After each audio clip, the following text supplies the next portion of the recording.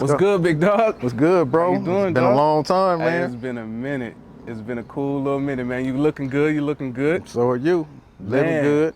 how long it's been? Since what, 05? Bro, it's been since, no, I seen you 2006. 2006, Yeah. 2007? Yeah, 2006. Okay. Yeah, I caught the case 2007.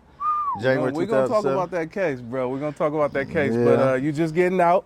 Yep. I ain't seen you in a minute, and I just wanted to sit down and talk about your story, man. You feel me? 16 years and a half, and you're a good dude. I know you from what I know you from, but I want the people to just get to know you on another level. So let's get in depth. All right. Sounds For good. sure, man. Yeah, my name is Jessie Rush. Like me and my brother just talked about, I just came home from doing 16 and a half years in prison.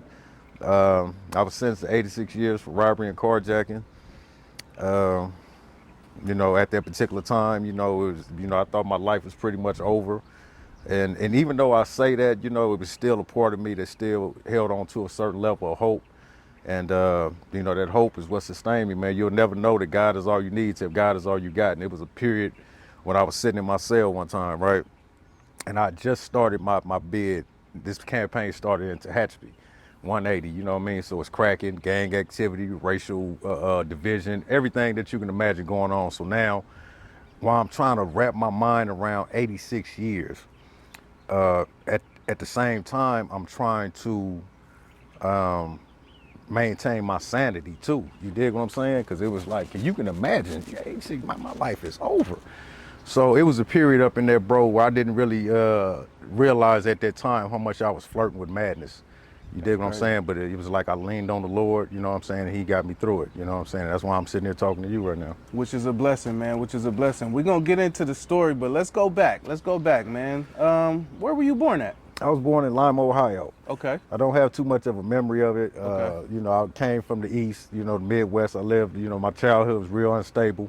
I lived in, Miami, Florida, Louisville, Kentucky, Ohio, Okay. Atlanta, you know what I'm saying? Okay. Until we settled in California in '88. Okay, well, tell me about your parents. My mom's a beautiful woman. She's passed away now. She passed away in 2004. God bless. But at that time, she went through a period herself where, she got caught up in the streets. And, and you know how it is now. It's like even now you see these young girls, they get caught up. And me and you older. I got, daughters myself now, so I understand as far as how dangerous it is out there. And cats, are selling a dream. And, so mom's got exposed to that life.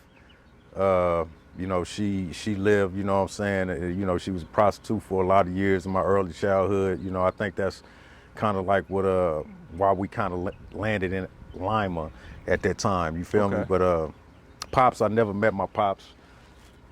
And so, yeah, that's pretty much, mom's raised me. So that's pretty much, that's all I knew in terms of family structure. What are some of your fondest moments with her? Oh, my fondest moments with my mom's, bro, was, obviously she used to read to me. When she got herself up out that life, she went back to school, got her degree in early childhood education. Okay. And, now I sit back and I think about just how resilient she was, how committed she was. She would sit at the kitchen table, with her books. And she had made a certain choice at a period of her life, like I'm about to change. I need to do something different. And, and I sit and think about that now, and that motivate me, because I'm starting from the ground up. You feel what I'm saying? At a certain age. Right. And that take a certain level of humility, because certain cats, they come out, they want things that happen so fast. And got to be patient. So I think about my mom's and just how she respected the process, you know what I'm saying? So I'm trying to respect the process, learn as much as I can, network with good people. And, man, take advantage of this opportunity, man. This is like being born again, bro. For sure, for sure. So tell us about, elementary days, your school days. Elementary days, I went through a whole lot, man. I used to get bullied a lot when I was young, you know what I'm saying? You see, I'm on a lighter shade of black. So, that old Willie Lynch concept, you know what I'm saying? I went through a lot of that, you know what I'm saying? Being young, whole light skin, dark skin thing. And so, I went through a little period, man. Like I said, my childhood was unstable. So I went to a lot of different schools and, in the beginning, you know what I mean? It was hard to make friends and stuff like that. But, eventually, I think going through those different experiences is kind of what, it forces you to grow up faster, become a man? Yeah, grow up fast and become a man, but you got to fight, man. You know what I'm saying? You got to defend yourself. You know, you gotta stand up for yourself. And you know, a lot is in the news lately over the past few years about bullying and stuff like that. You know what I'm saying? So you know, I went through a lot of that when I was younger. Right. And did that make you bitter growing up? I wouldn't say, I don't know if bitter is the right word. I only say that because, you know, there's a transition in a young man's life or any kid's life, but we'll stick on a young man's where he's in his mom's bosom, the protection of the home, you know, and then he goes to school and he realizes that, oh, there's other kids out here, they live different lives, different ways, they talk different. Right. And a lot of influences come in, you feel me? Yeah. You right. When you start to bring in the bullying, then you become, oh, this is what society, you don't know what the word means at that age, but this is what society is out here. Okay, boom. I got to protect myself. I got to be on guard. Yeah. Oh yeah, definitely. And I think another part of when you said the resentment and all that, I do think I did. Well, I don't think, I know. Because, you know, I had to do a lot of work, man. You know what I'm saying? Going, you know, being in jail. And at that time, man, you know, I made a decision. Like I said, you know what? I got to do things different. I got to really sit back and examine my life. And I went through different periods of my life, and I did realize that I did hold a certain level of resentment towards moms, you know, for different periods, you know, how I grew up. You know, I remember one time, right, because we lived in Miami, right, for a minute. Okay. My pops, you know, he was an old pimp dude. He had a Cadillac, and a hurricane was coming, so he was fearful the hurricane was gonna blow his Cadillac away, so we had people in Georgia. So we slid out to Georgia. Moms dropped me off, you know what I mean? And, you know, at that period, I think I may have stayed there maybe about a month or something. And when she came back to get me, you feel me? It was like, I remember they pulled up and I ran to the backyard. And I don't really know what I was feeling at that particular time, you know what I'm saying? I loved her, but I think a part of me did resent her for leaving me there, you know what I'm saying? Right. And At what age was this again? I was maybe about seven. Six or seven, you know what I mean? Up in that little period. You know, you have the memories. It's for sure, you know? Understandable at that age. Oh yeah. You're like a sponge. And that's when your values are getting shaped. You know what I'm saying? The way you see the world. And you know, bro, it's a trip, right? Because I remember one time when I was young, man, I was at Bob's that had like a little function going on, older cats there, music bumping, drinks, smoking, and they teaching me how to play spades. So one of the older cats, they say, my nickname is Butch, right? Everybody like, Butch, what you want? He said, Butch, what you want to be when you grow up? And with no hesitation, I said a policeman. And bro, it was like one of them movies, right? You know what I'm saying? When the record just stopped and everybody stopped. Right. Everybody started laughing, including my mama, right? And my mom was like, no, baby, you can't be the police. And you gonna take me to jail? So baby. yeah, you can't be, but I'm confused Right. at that time, right? You know what I'm saying? I'm like, damn, why is everybody so? It was like at that early stage, a line had been drawn. We don't fuck with police. Right. We don't do police. Right. You know what I'm saying? And Right. it was like, at that young, impressionable age, it was like ingrained in me, us against them. And they reinforced it by the way they treated us. Right. And treated us in the community, and you grow up and all that stuff starts shaping your values and stuff. You feel me? I feel you. So that was gonna be like my next question, like those formative years, like when did you discover you? When did you start becoming quote unquote a man? You know what I mean? Because Yeah. we as young kids, as young boys, we grow up thinking we a man younger than actual, you know what I'm saying? Oh yeah. So when did you discover you? Well, I think by this time, I'm gonna say I was in California at this time, right? So, About what age? 15. Okay, 15. So 15. So at that time, now high school is, you know, it's the gang activity going on. And keep in mind, it's the late 80s. Okay. You feel what I'm saying? So, you know, now it's like I come from a different environment in the Midwest and the South. Now I come out here to Cali. Now, you know, my classmates, they carrying firearms to class. You feel me? It's a whole different environment. You know, a whole different. It's a whole different ball game. Right. So now the people that I start befriending, they gang members or they brothers is gang members. So now this is who I'm associating with, and I'm in this particular environment. So now, not to cut you off, but at this time, are you still dealing with being bullied, or you have overcome? Yeah. This is a whole different. Type of, yeah. okay. The bullying thing, you know, that kind of ended, I'd say around the time I got around 12. Okay. You know, I started getting a little bit more weight on me, you feel me? And then I started to, you know, you really don't know your power. You know what I'm saying? So then it was like one time I was like forced in the corner. I ain't had no choice but to fight. Right. And this dude, you know what I'm saying, I thought he was gonna maul me. You know what I'm saying? But it turned out I ended up mauling him. So now it didn't flip. Now I think I'm tough. Right. You understand what I'm Right. saying? So now I'm thinking I'm hanging around with other cats think they tough. And you know, you get caught up into that little cycle trying to be grown. Right. What it mean to be grown. Right, I ain't got no daddy showing me, you know what I'm saying? Showing me how to be responsible, take care of your family, take care of your house. So I started looking at the dudes on the street because that's a lot of times the dudes that we had to look up to. Exactly. And they gave me a distorted view of manhood at 15. Why would you say that? And because it was full of womanizing, it was full of drug use, alcohol use, fighting, violence. You know, men deal with their problems like this.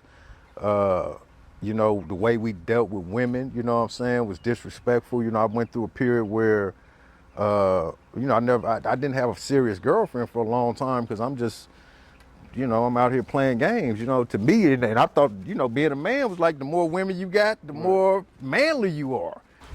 That's crazy, right? Not knowing, you feel me, like at that age, what it really means to be a man, getting the wrong teachings, right? Oh yeah, definitely.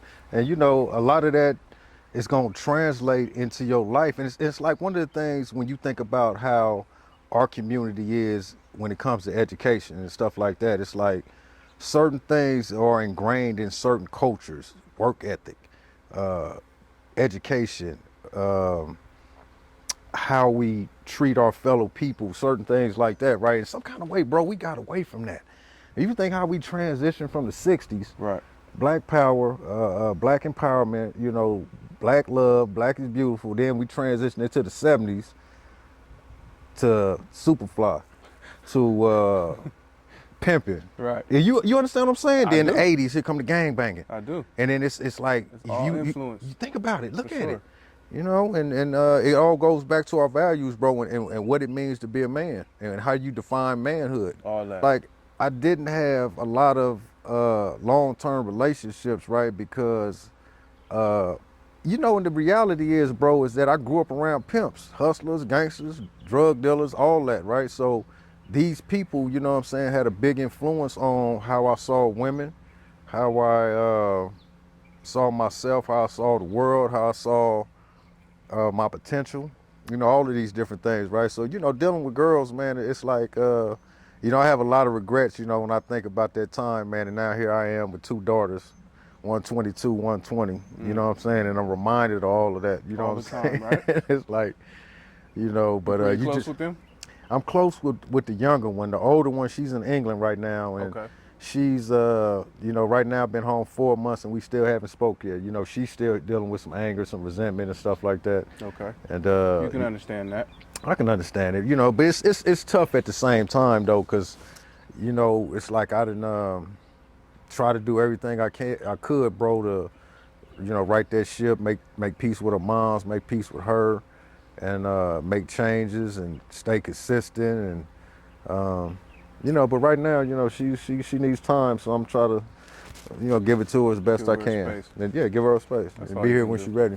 That's all you can do. You know? For sure. So let's go back to high school, man. You was in high school and everything like that. You was talking about, you know, the gangs and, you know, them accepting you in a sense, you know, bringing you into their cloth and everything like that. Right. Did you join any cliques, any gangs, anything like that? Yeah, I ended up joining the gang. I ended up joining the, you know, I don't know if we should, you know, say these particular, you know, say hoods, but yeah, I joined the gang. Okay. And in school, it was like, you know, like I said, bro, you know, you're almost guilty by association. So even before, you know what I'm saying, you know, they jumped me on, it was like I'm already hanging out with these dudes. Right. So, you know, the other little gang down the street, they already then pretty much seen me as being this particular guy. So, you know, by this particular stage of my life, around 15, 16, now I'm all in with it. I want to prove how tough I am, you know what I'm saying? See, that's the So, word you just used, prove, because you said guilty by association. Yeah. Usually that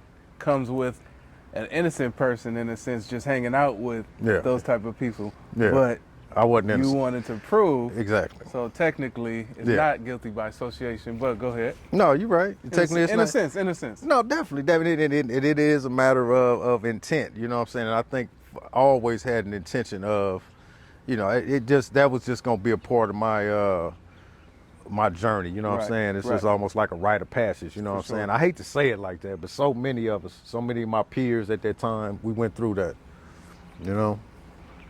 Well, if you didn't know, just real quick, that's why I do call this segment "Why Me," because it's not so much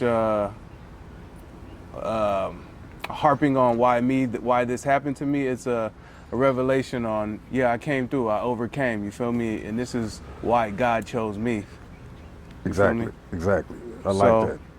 For sure, man. So you're in the gang, you join the gang, you're getting influence and everything like that. You're starting to make bad decisions, obviously. Obviously. And while in this gang, what are you having to prove what are you having to prove? You use the word. Yeah, you prove just how tough you are, how down you are, how committed you are, loyal you are, and then a lot of times that boils down to fighting.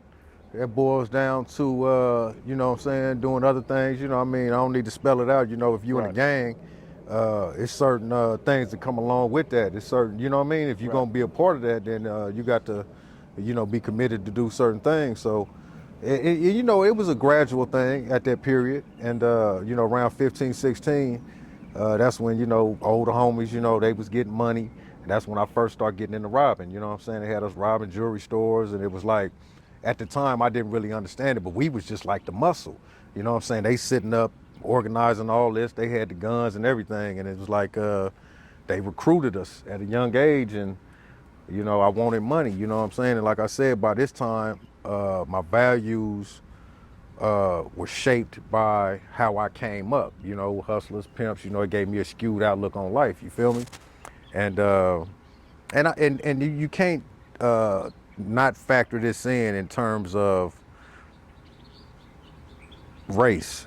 And I hate to use that, right? But it's something that you cannot get away from, right? Because the reality is that the first time I ever went to prison was 1992 on the heels of the LA riots.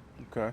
Can you talk about the case and everything? Yeah. Okay. And, you know, at that time, right, it was a confusing period for me, my peers, the country. Think about it, you know what I'm saying, when everything was going on in 92. You know what I'm saying? How old were you? I was like 19. Okay. You feel me? So, you know, it was like, the truth is at that time, I didn't really feel American, you know what I'm saying? So I didn't really feel no obligation to be committed to its values or its laws, or, you know, because I saw the hypocrisy in it. You know, I didn't feel included in it. So it was easier for me to embrace, you know, the laws on the street and all of those kind of things, you know what I'm saying? And, okay. You know, and obviously... What made you not feel included in it? Well, what made me not feel included was not just the conversations I had with my family. A lot is being made of the talk. Okay. You got to have the talk. If the police pull you over, this is how you have to act. If you in this situation, this is what you have to do. Survival, right? So at the end of the day, you being conditioned to learn, okay, this country treats you different. This country sees you different. Right. All of these different things. So this is, and not just that, it's like when you go out in the community, like you said, you know, it's like you see how you treated in certain places. Now, remember, I came from the South, back East, you know what I'm saying? I mean, you know, the racial divide was real. So, and I'm gonna say this, bro, being going to school, it's like, even if you a smart dude and you learning, you'll get criticized or bullied for being too smart. Oh, this nigga trying to act white. Right. Or he think he this or that. So now a part of you is like, you don't want to be rejected by your peers. Your own people. Yeah, so you just like, okay, you feel me? Right. And so it's a lot of stuff that factored into why I went down that path, man. And yeah, it's not always black and white. It's deep. I mean, looking back on that path, though, would you rather have been that square? Yeah, hell yeah. You know, and the reality is that it still boils down to choice. Man, one of the things, man, when I sit up and I think about you know, that square life, you know what I'm saying, and that street life, bro, I would trade anything if I can go back knowing what I know now and just be that square dude, sitting up in school, focus on my studies, you know, planning ahead, you know, sitting up here, you know, getting my credit right, interning, networking with Right. people, and, you know, that kind of The little thing, you important know what I'm things. saying? Yeah, the important things, but instead, you know, I was sitting up here talking about networking. I catch my first case, and it was really a domestic situation, right? Because at this time, I'm already on probation because I got caught with a gun when I was younger. So they put me on probation. And so I had a girlfriend, and at this time, me and her, you know, like I said, I'm a little player dude. I got different girls and all that. So me and her go through a little domestic thing. She come over to the house. I just bought this Cadillac. She come over there. You know, it's like a '84, I think. You know what I mean? But it was clean though. You know what I mean? I'm young, about 17, and you know, no, I'm older than that. I think I'm about 19. Yeah. So baby come over there with a little pipe and just get to busting on my car, you know what I'm saying? Tripping, right? So I come out there, you know what I mean? And we having this whole, like I said, domestic thing. And then the next day I went to her car and took some speakers out the car that I bought and all this. She called the police. So here I am on probation, bam. So they sent me to prison for that. That was the first time I went to prison.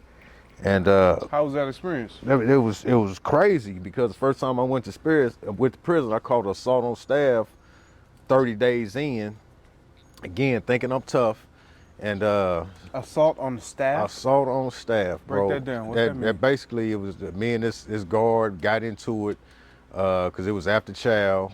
You know, he wanted everybody to get on their bunk, and I try to because they had like the dorm separating. I try to go through the rotunda and holler at my homeboy about something in the morning. Right, he seen me and he going big, and there was a little female staff there, so he fronting in front of her, and then a part of me, to be honest with you, I'm part of me, you know what I'm saying, don't want him to be sitting up here talking to me big in front of this female. So, you know, I react.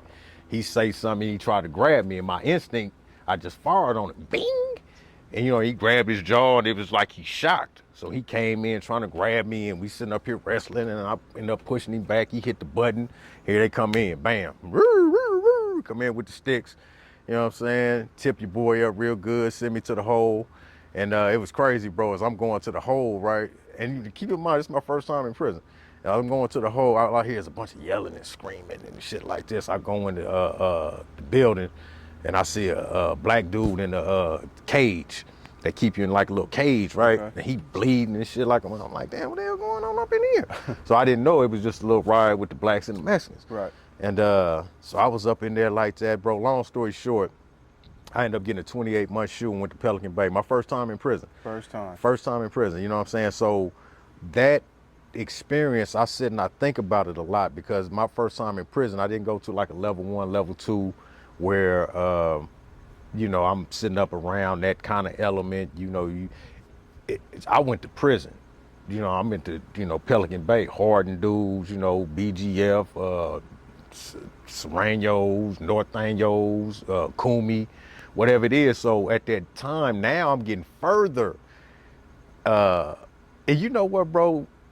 You know the word radicalization? They use that a lot when they get to talking about the Muslims over there, right? Okay. But it's another form of being radicalized that we go through in America as young people, like you was sitting up asking me about my childhood. And, you know, and I think a lot of us, we have different radicalizing events that radicalize us a little bit. And I think me going to prison at that particular time, because some people may go through experience like that and they may come out like, man, I don't never want to go through that no more. You know what I'm saying? But for me, being groomed by those older dudes, I think that really, really further radicalized me in terms of criminality, in terms of just a lot of stuff. And but see, the complexity of it is, big bro, is that I wanted to get out and do right. I wanted to get out and get a job. I wanted to get out and do all these particular things, right?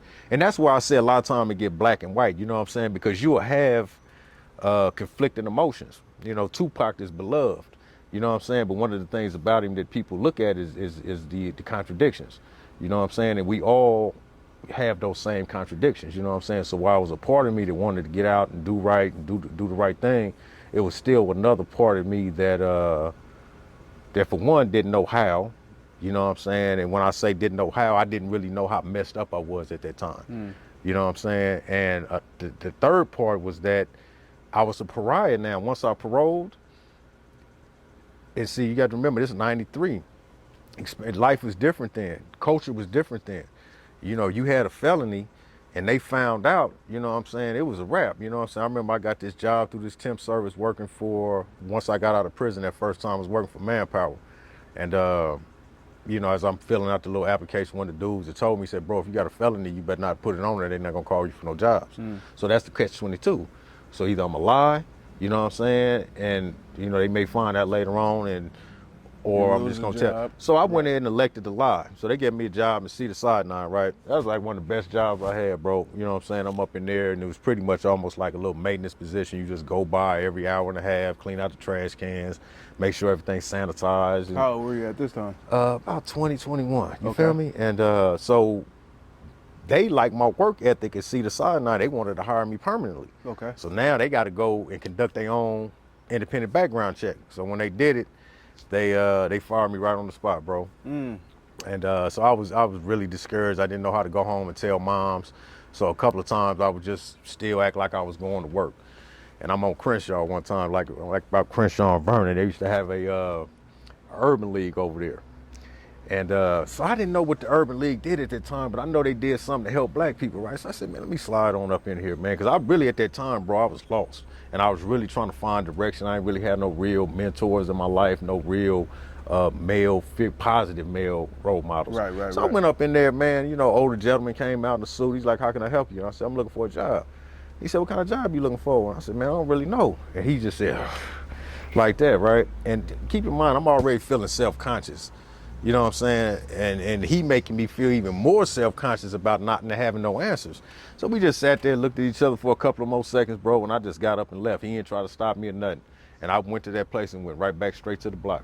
You know what I'm saying? Because I felt like that's somewhere I'm not going to be judged. I'm not going to be, because, you know, like I said, I didn't know how to get myself out of the situation I was in. Only thing I know was homies over here selling dope and they up. The only thing I know is homies over here just hit a lick, he passed, he up. So I'm like, man, what is you doing? So was there any part of you that was saying, hey, I didn't get caught or I didn't go to jail for doing this, so let me go back to doing this?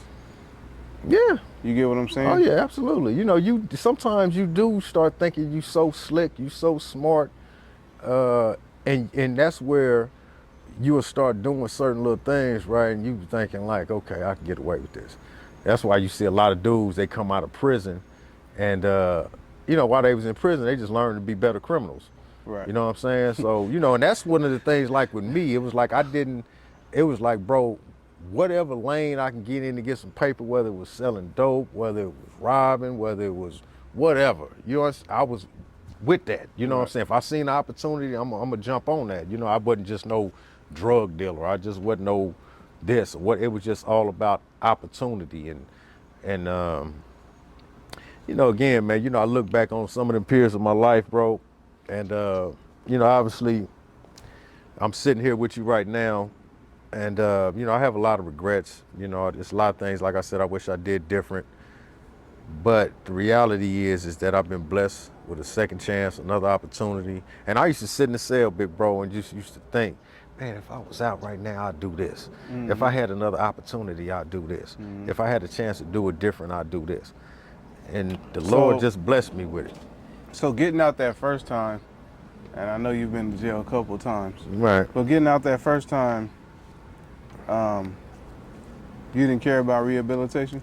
I didn't even know what the word rehabilitation meant. Okay. In so prison, they didn't teach you any of that in prison? Like they didn't? No. Okay. And that's one of the things now that I've had conversations with my parole officer. I've had conversations with different COs.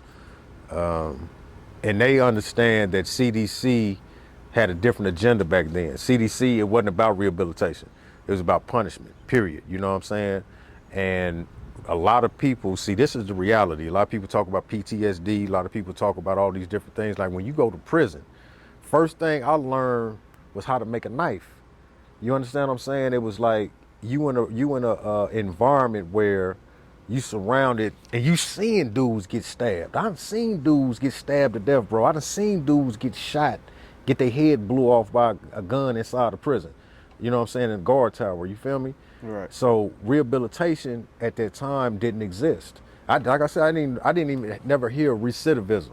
I ain't never heard of rehabilitation. What is recidivism mean? Recidivism is somebody who continues to go back and forth to prison or go back and forth to jail. It's like repeating a cycle over and over again.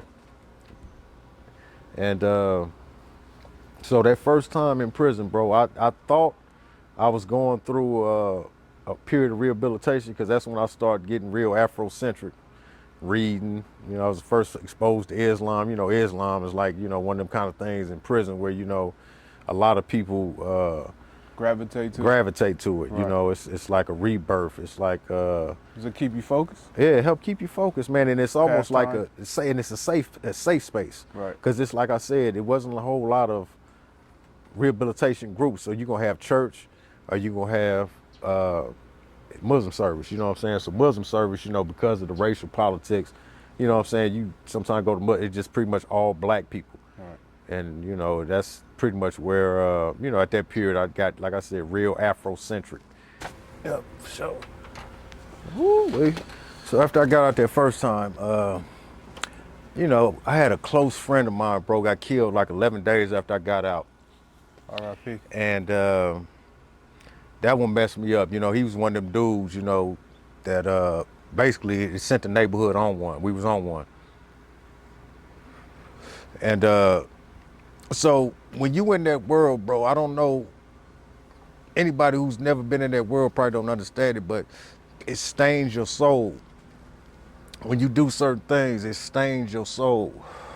It darkens your heart. You feel what I'm saying?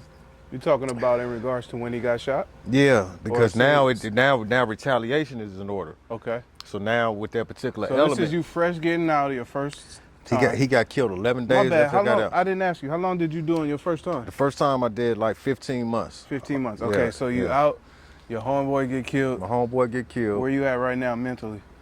Mentally, I was going through a lot because I was supposed to be with him at that particular time, right? Wow. He was coming through to swoop me up. We was gonna go hang out with these females, and I was with my cousin or something, so I missed him.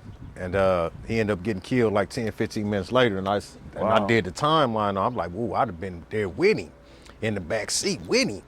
You understand what I'm saying? Because I'd more likely have been in the back seat because he'd had baby in the front. You feel me? But yeah, man, the dude, you know, gunned him. And you know, that sent me on one. You know, that was like my bro. And shortly after that, I ended up catching a robbery. Because like I said, you know, I'm back out there in that world now, you know what I'm saying? It's that life, and I'm out there, you know what I'm saying? And end up catching a robbery, and I caught 10 years for my second time going to prison. Second time, 10 years. Yep, 10 years. Okay. Can you talk about the robbery? Yeah, it was just a little simple little robbery. It was me, two of my little partners. We went out and we was robbing, you know, it's pretty much everything, bro. Comfort Inns, every little store. It was just, we went on a robbing spree. And we was in Redondo Beach at this particular time, and you know, we robbed this little store, and you know, I was the driver. You know, we had a high-speed chase, and you know, ended up Caught up to you. caught up to me. Caught Let's up to just say that. I ain't even gonna get into a lot of little details, It caught but up to yeah, you. it caught up to me. It And I caught don't want to make light of it, you know what I mean? But that was, you know, my life at that time. That was my thinking. Right. And Now let me just ask you, how many applications had you put in? I can't really answer that. And to be honest with you, you know what I'm saying? It's like when I think about a lot of stuff I've been through, it's a lot of stuff that kind of bleed into each other. You feel me? Because earlier I spoke about the manpower thing and the see the side knot thing. And I'm not sure whether or not that was which particular time that was. But at this time, like I said, my homeboy got killed 11 days after I got out. So You ain't thinking about no application. I ain't thinking about no applications at that understand. particular time, you know what I'm saying? Because it was on. You feel me? Literally, you know what I'm saying? Dudes coming to the house, I hear him, bam, nigga, they just killed Dion, let's go. You feel me? And that was what it was. And Because you was a part of that, you had to follow suit. You got to follow suit. And, you know, and then at that time, bro, that's where a lot of substance abuse and stuff come into play. You know, you understand what I'm saying? A lot of drinking and drugs and depression and stress and Self-therapy. yeah. You already know. I got you. Okay, so you get booked. I get booked. Everybody get caught. Everybody get caught. Anybody rat? Yep. This is the funny thing. I won't even say it's funny. Like I said, I drove the car. Two of my partners, they go up in there and take care of the business, right? So one of them come out, and he say, the police at the light. I say, police at the light? I said, what's such that? He said, I don't know, man. I said, man, that nigga better come on, I'm about to go. So all of a sudden, here he coming out the store, right? And police is following him to get in the car. We had a 38, one gun. And keep in mind, I'm on parole, right? I've been out of prison, Pelican Bay, 5 months. I said, what y'all want to do?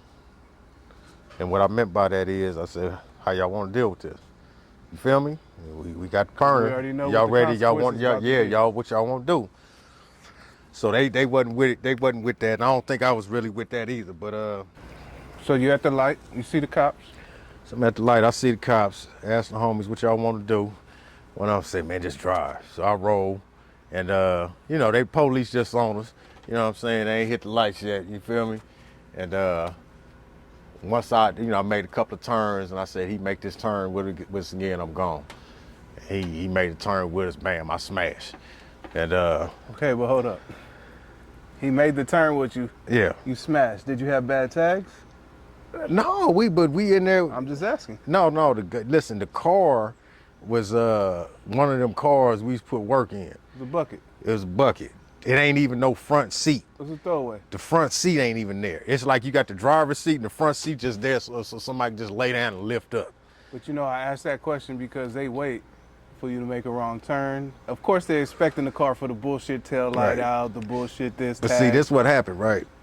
When the homie ran out, the boy ran right out behind him.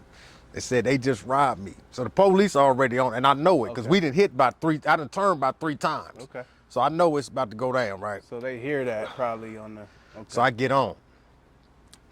Homie get rid of the gun. We have a high-speed chase. Long story short, I end up crashing. They do a field test, right? Now keep in mind, I never went in the store. It's 3 of us, all different flavors of black. I'm the only one light-skinned with long hair. We got a homeboy named Midnight, black as fuck with an afro. Other homeboy named Stranger, brown-skinned, short haircut with a teardrop. Don't none of us look alike. Okay. So, bro, listen, once they finally did the lineup, guess who they said was the gunman? Light skinned nigga. The light-skinned nigga with the long hair, bro, that never went in the store. The nigga that had the gun was a dark-skinned nigga with the afro. You feel me? They So, smashed up? no. See, this is the funny thing. This is how the mind works to absolve itself from responsibility. We be so quick to make ourselves victims.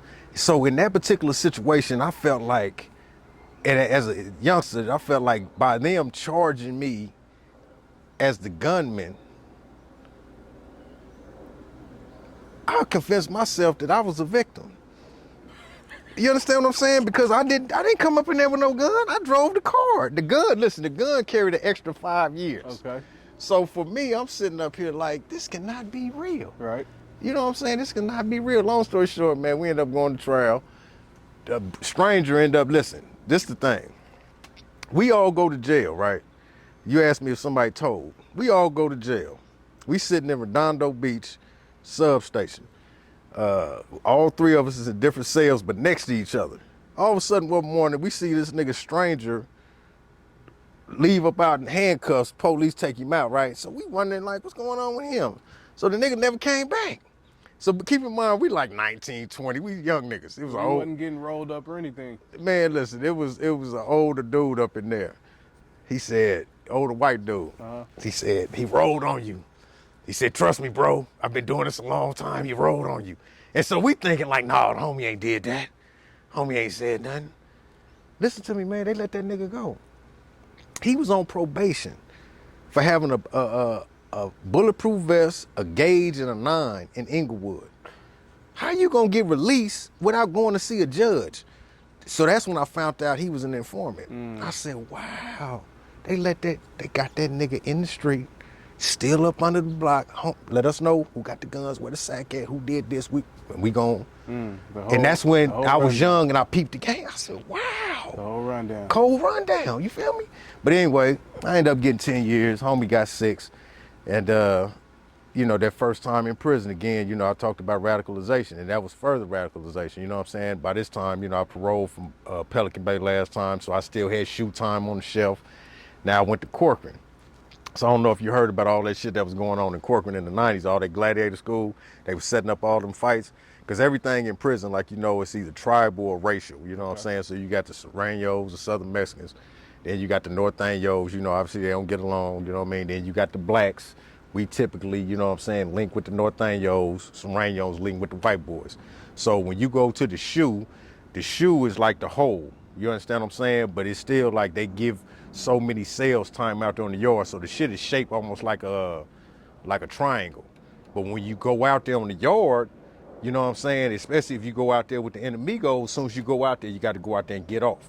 You feel me? The gun tower up there, you know, it's just straight hand-to-hand combat. Right. So what they start doing, the police at Corcoran, they start setting this shit up to where they would put different groups to fight each other. Like they would sit up and be like, oh, boy got hands. We want to see him fight such and such. Or they'll put a motherfucker on the yard that they want to see get messed up. And they'll get fucked up. And then they bringing their girlfriends up there. They watching, they making bets. So some kind of way the feds got wind of it. Feds came through. I think it was either a lieutenant or a sergeant end up telling. Okay. And that brought the feds in. But I was there in 95, 96. That's how I ended up getting this right here. You know what I'm saying? It's like a block gun. Before they end up shooting like the real gun, they end up shooting like these little block guns. It's like little wood blocks. Okay. Next day, my shit blew up, homie. I had like a 22, you know what I'm saying? And they shot my celly in the arm with the HK, blew his shit off. Jeez. You feel me? We sitting out there, you know what I'm saying, on the yard with, it was probably like at least 8 Mexicans, 4 white boys, me, him, and one other crazy motherfucker from up north. I call him crazy. He was like, literally like 5150. Right. But it's 3 of us against these 12 motherfuckers, and then we the ones end up getting shot. I think, bro, it's a lot of racist prisons. I think Corcoran at that time, homie, was like seriously like one of the most racist prisons in California. I mean, listen, dudes don't understand, you know, they may have a cousin, they may have a homeboy, they may have a brother that's in prison, but you know, surviving in that particular culture, and then you dealing with racism, you dealing with tribalism, you dealing with you dealing with the self-confrontation. Right. And then with my situation, it took me a long time, bro, to really accept how fucked up I was. And cause you know, it was always easy for me to play that victim, to blame somebody. Okay. Well, I was gonna go Deflect. That is deflecting, but I was gonna go with a different narrative in regards to. It seems like when you're talking about it, you have become acclimated to what's going on in prison at this point because you did the 15 before. No. But let me finish my question. Okay. But going in to do the 10, like, what are you thinking? Like, this ain't 15 months. Right. This is 10 years on this sentence right now. Like, Yeah. so what's your thought process? Because as I hear you speak, and you can correct me if I'm wrong, it just sounded like you had become acclimated to this type of that life, yeah, that life. world, yeah, and it was like, that's what I'm saying. When I say values, that's what I mean. Think about it, bro. When selling drugs, selling crack, selling heroin, selling any kind of, that's acceptable to you. Breaking in somebody's house, going in robbing somebody. Your value system is fucked up. When that's acceptable. You understand what I'm saying? Mm-hmm. So the whole thing is, yeah, I got acclimated to the culture, and just in prison, just like LA, right? Gang culture was the dominant ideology. You understand what I'm saying? It's rules, it's structure. You dig what I'm saying? And it's like you stick to those rules. You know, I'm from the West Side. You feel what I'm saying? So I fuck with West Side Bloods, 20s, Brims, Fruittown, Inglewood family. You understand what I'm saying? Yep. So whatever it was, you know what I'm saying? So I'm fucking with the Bloods. So we had a certain structure. You dig what I'm saying? So within that structure, you had, you know, some homies was conscious, some homies wasn't. Conscious homies was going to Juma.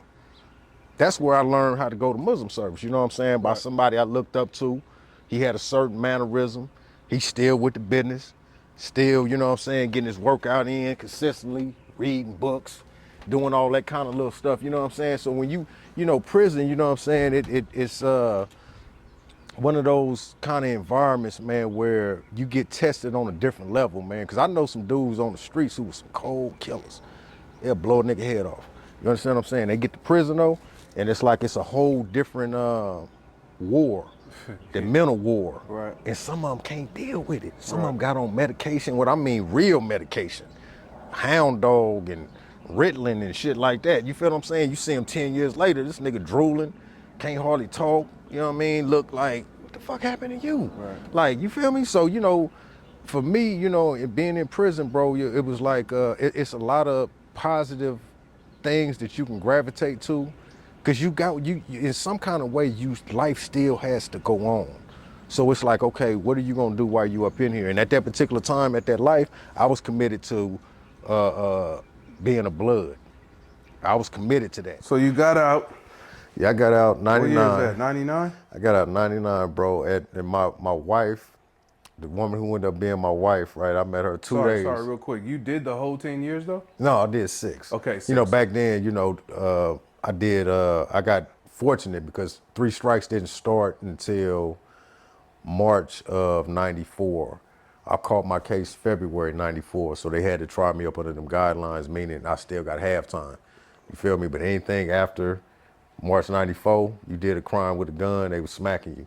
85%, you know, 65%, all that kind of stuff. So Okay. I ended up doing like around about 6, you know. You said after that you got out 99, you met your wife? Yeah, I met my wife, man, and you know, she it was ironic, right? I was supposed to end up initially meeting her homegirl. I was supposed to talk to her homegirl.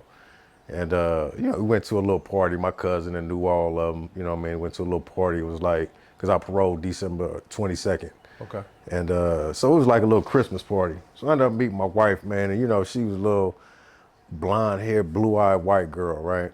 And the real talk, bro, and keep in mind, remember I was talking about being Afrocentric, right? Okay. Everything that you say and you believe or you attest to believe, you're going to be tested on it. You know what I'm saying? So here I am, you know what I mean, acting like I'm, you know, old Afrocentric, this and that, you know what I'm saying? Right. So here, bam, I'm slide this white girl up on it. Let me see how it really is with it. So at that time, you feel me? But anyway, baby was cool though, man. She was sitting there looking all sad and shit. And it's a lively little party. So I said, man, why you over here looking all sad, man? And bro, on everything, I had no intention on talking to her or Right. nothing like that. It was just like, I'm out. What drew you to her though? Like She was looking sad. Just she was that. just sitting on the couch on everything. Everybody else partying, you know, Dr. Dre just came out, that Chronic 2001.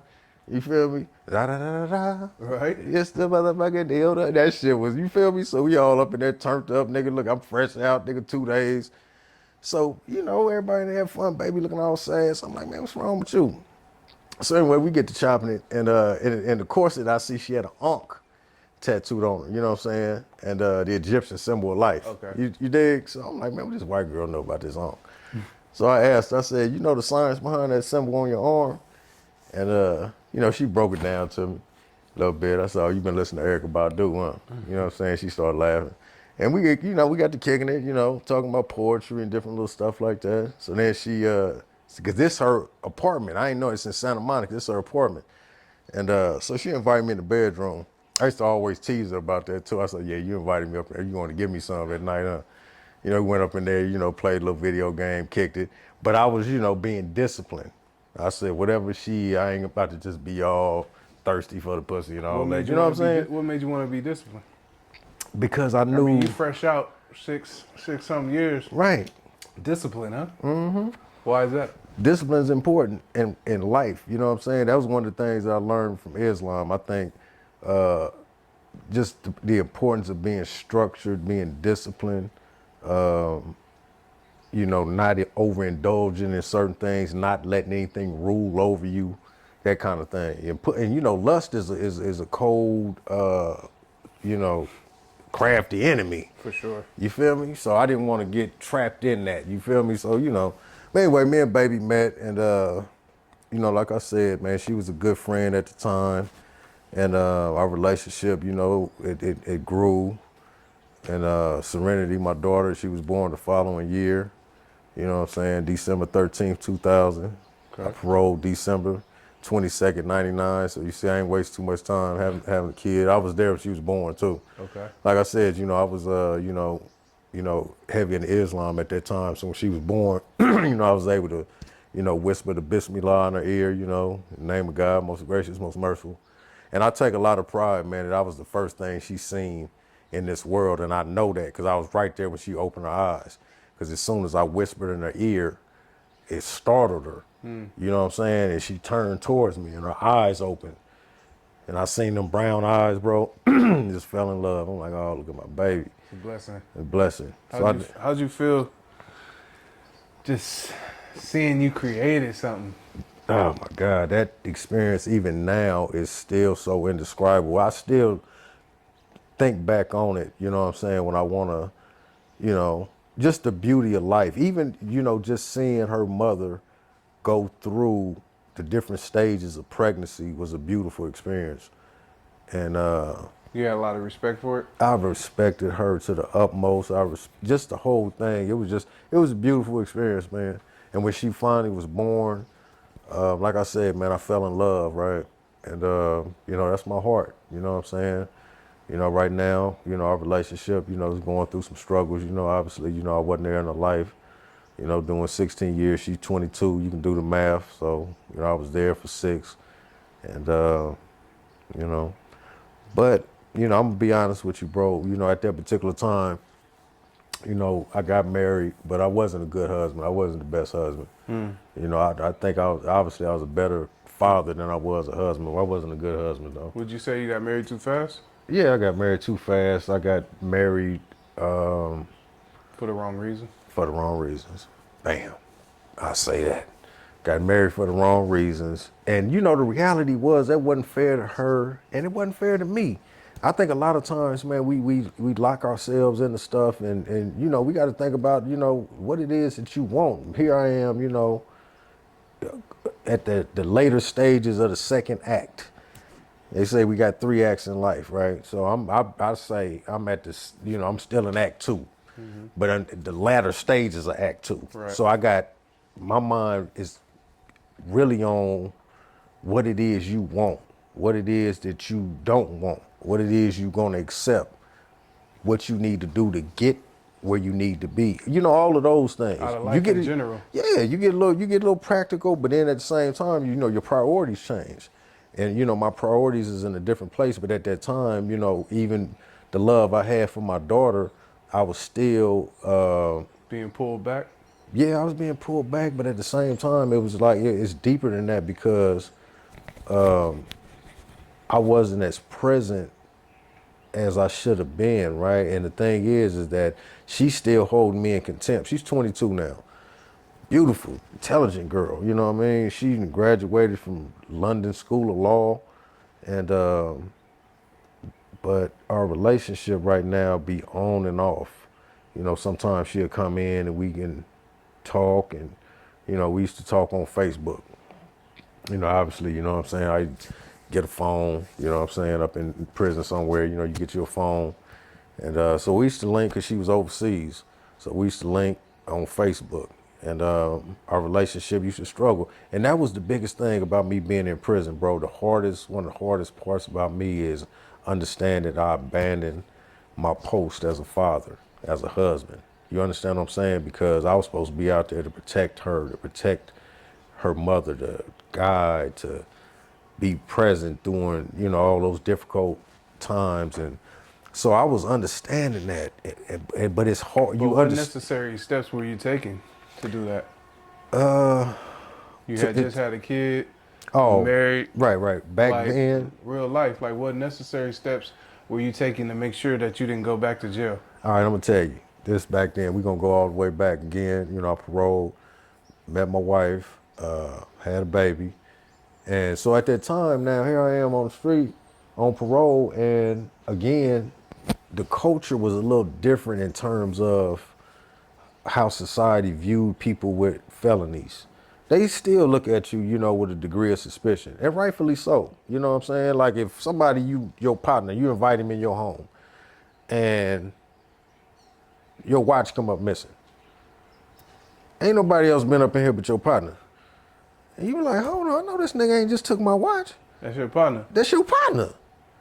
But that's how it is in society. We don't really see that, you know, stealing from your neighbor is almost akin to you stealing from, you understand? So now society, whatever it is you did, you may not have stole, but they gonna look at you with some suspicion. Like, oh shit, can I trust him? I get it. But at the same time, it's like, you know, you got to give certain people a second chance, though. You know, you got to give people another opportunity to prove themselves. You understand what I'm saying? And it's like then society wasn't so forgiving. So I had to find creative ways to get money. And one of the things is I always sold weed. Okay. I don't give a damn what I was doing. I had me a job. I had a sack. You understand what I'm saying? So you did get a job that second time around. Right. I got a job. I was working security, ironically, on parole for armed robbery.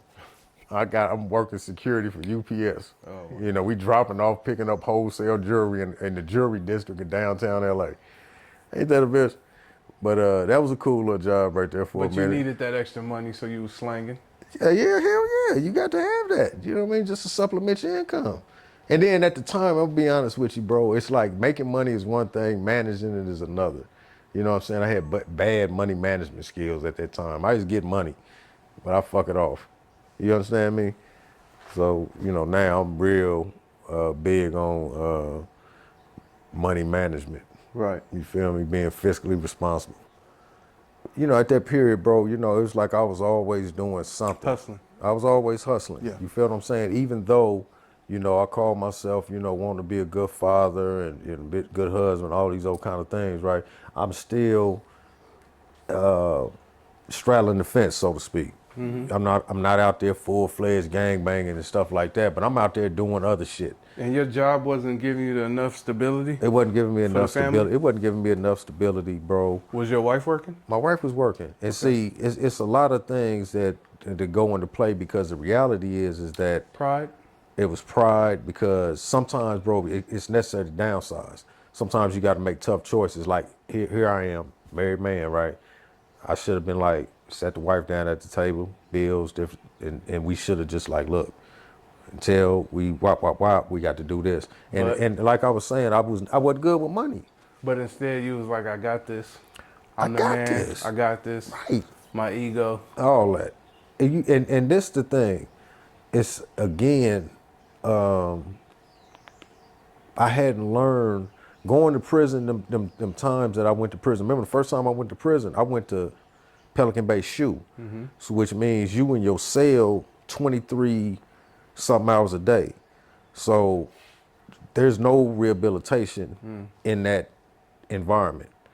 Second time I went to prison, I went through, like I said, the Corcoran experience. Corcoran at that time was staging fights with inmates. It was gladiators. So everything is war. And like I said, my cellie got shot in the arm with an HK. Blew his shit off. Them bullets explode on impact, so his elbow, all that, he can't even bend his shit no more. That nigga deformed as a motherfucker off that. So now the reality is this. When they crack your door, you got to go out there and get cracking. Regardless. If you don't, now you got a jacket on you. Survival. You understand what I'm saying? Right. So the reason I brought that up is that I paroled with, I hadn't learned no skills.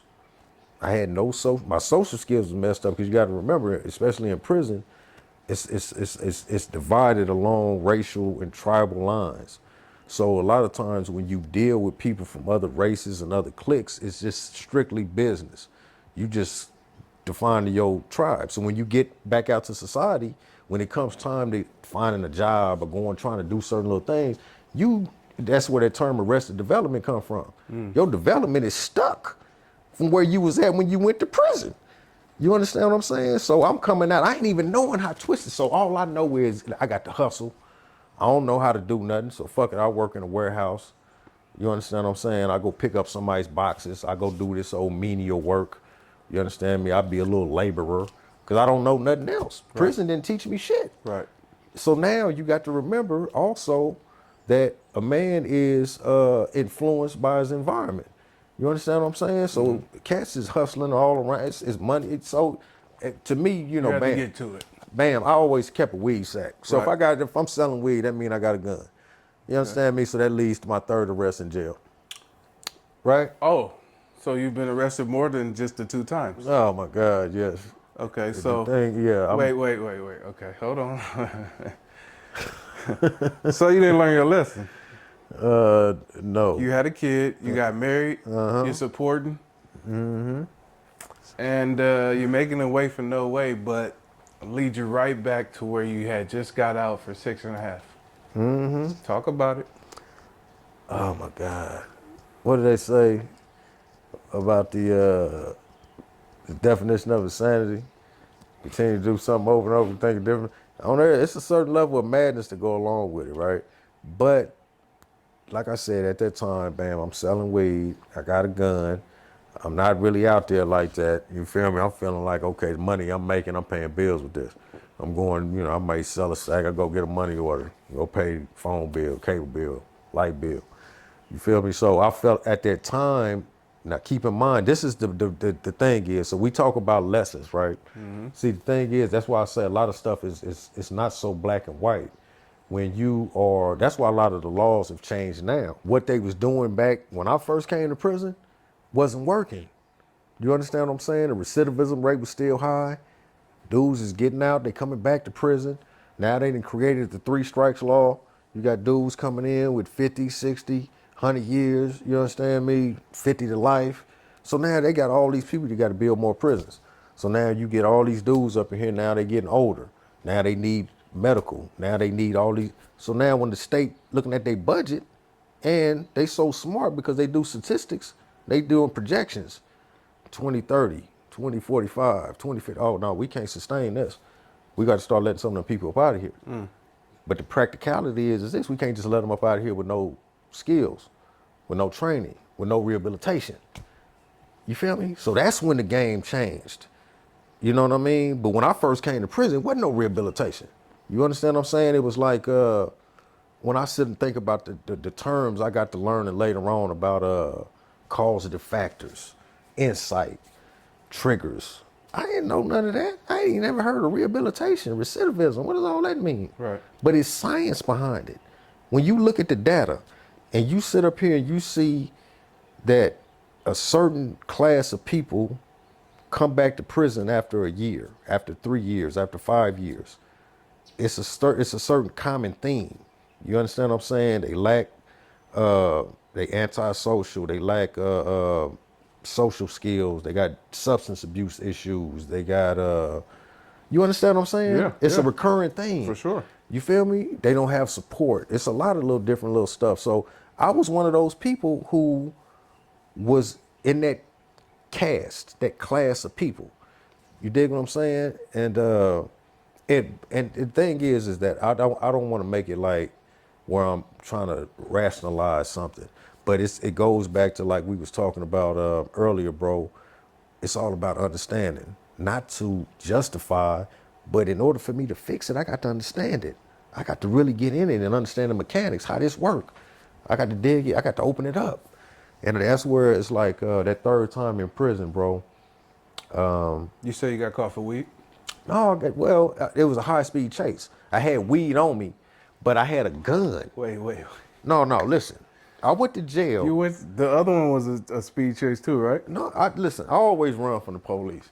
Listen, I'm not going to jail freely. You're going to have to catch me. You feel me? So yes, I'm running. Okay. So listen, the third time I had a gun. Like I said, look, I'm selling weed. This LA. You feel me? I don't care if you just You need it for sure. You you gotta right. have We it. so Right. so but we not, trying to advocate No, not at all. nothing for the kids. If you live in LA, you know Right. that's what it is. And homie. listen, at that time, keep in mind, this like at that period, you got to keep one of them things on you because ain't no so I kept a pistol. So bam, here go the police. I see them. Here they come. So I just open it up. Woo. Okay, see, that's again. I gotta go back to that. Here they come. Are you in a whoopty again? No, Okay. Are your tags bad? listen, Are your tags bad? bro, I'm on parole. I got a gun in the car. Are your tags bad? At the time, no. Do you have a tail light out? I don't have. I want this to be a lesson to a few. Like sometimes 10 and 2, relax, you good. No, listen. This is the thing. Sometimes, No, bro. sometimes, but listen. This is the only thing I You want to just say. never know. He at that time, APB, we gotta da-da-da-da-da. All right, boom. I No. gotta get off you. All right, let me say this. That's why I ran you down. I got Tags, you. the bullshit No, that they go I through. get you. Now, listen to me. Now, Break it that down. sound good in theory. I know. But we talk about context. Now, you speaking in context of today. You ain't talking. No. You ain't talking about the look, they got body cam now. You understand what I'm saying? So, no, listen to what I'm saying. Back in 2099, nigga, you black, pull that motherfucker over. Listen, so the reality was, homie, listen to me. I'm savvy. If I don't know nothing else, I know them bricks. You feel me? My instincts told me. Cause look, I'm going this way. They going this way. I look in the rear view, they bust a bitch. So I know they coming to get me. So my thing is, bam, I got to get this pistol up off of me. So my whole thing is I'm trying to get, but I end up getting a felony evading. Okay. I'm on parole. They send me back to prison. Okay, how long did you get for this third time? I got 32 with 80, so I did 2 years. Okay. And I did 2 years in prison. That's not 6. Yeah, but it's a long time. And my So baby at that time, remember, she was like 3 months. That's what I was about to ask you. So when I got out, she was 2 years old. So, all right, when you going in, what's your wife thinking at this time? Oh, my wife is sick. You know what I mean? And she's not just sick, with the fact that her husband is about to go to prison. Obviously she's a new mother. And, at the time, it was like I had such a heavy influence in the relationship. So, but the reality is it ended up being good for her because it forced her to step up and start being more responsible with everything. And it really helped shape her into she was an amazing woman. And she was, I think back, that was the one I let get away. We divorced now, you know what I mean? But she was a strong woman and So that was it put a lot of pressure on her. That was an important time for her having a newborn Yeah, it put a lot of pressure on her. and you not being there to help support. Mm-hmm. So you go back in. So I go back in, bro. You do your time, 2 years. Right, but this is the thing this is an important factor in everything. 2 months before I get out, I call home. Mom said, I'm sick. And I said, I was at fire camp. Okay. You know what I'm saying? I got 2 months to get out. Mom said, I'm sick. So listen, I know my moms, like a lot of moms. They always want to protect their kids. So she know I'm getting out in 2 months. So for her to tell me this, I already know it's serious. So she said, they saying it might be cancer. Homie, that was like the longest 2 months of my life. Cause it was like, I didn't know how far it was. I didn't know nothing. So I'm just was praying, this don't take my mom's while I'm up in here. So I get out, bro, 2 months. Wifey come get me. Get in my PO. By this time, moms had moved to Kentucky, right? Mm-hmm. So I got in my PO, told him the situation, said, man, I got to go see moms, man. So he wrote the paperwork up, flew out there, bro, listen, airport. I always had long hair, right? So at this time, I cut my hair, I had a bald head. She ain't never seen me with a bald head. Me neither. And right? You ain't never seen me like this. Oh, you may have pictures. throughout the years. Yeah. But so listen, we damn near walked past each other. You understand what I'm saying, bro? She looks so different, homie. You know what I mean? She lost so much weight. She had a wig on. She was wearing these glasses, and the cancer it started on her nasal passage, and just start getting bigger and bigger. The tumor got bigger and bigger, and then it started fucking with her eye. Her eye went. So long story short, man, I came out, man, and you know, just start. One of the things I used to struggle with was depression. A lot of people don't like talking about depression. I didn't like talking about depression. Well, I was gonna ask you too, like, after doing those stints, did they ever like offer or recommend some type of therapy? No. Because No. you know, during that time coming out, you need to be reacclimated with, you know, what's really going on. They never offered that kind of rehabilitation. I mean, that kind of therapy. And truthfully, I don't even really know if I'd be open, if I would have been open to it at the time. Why not? Just the stigma that was attached to it. You know what I'm saying? What you mean you gonna see a therapist? You know, that's not something in the black community. I didn't know nobody used to go see a therapist. You know what I'm saying? At least in the people I knew, we don't talk about our issues like that. We deal with that. And then think about you a man. You understand what I'm saying? So now it goes to So a lot of stereotypes. yeah, and then man, we talked about manhood earlier. You know what I mean? So it's like it's certain things that you don't do as a man.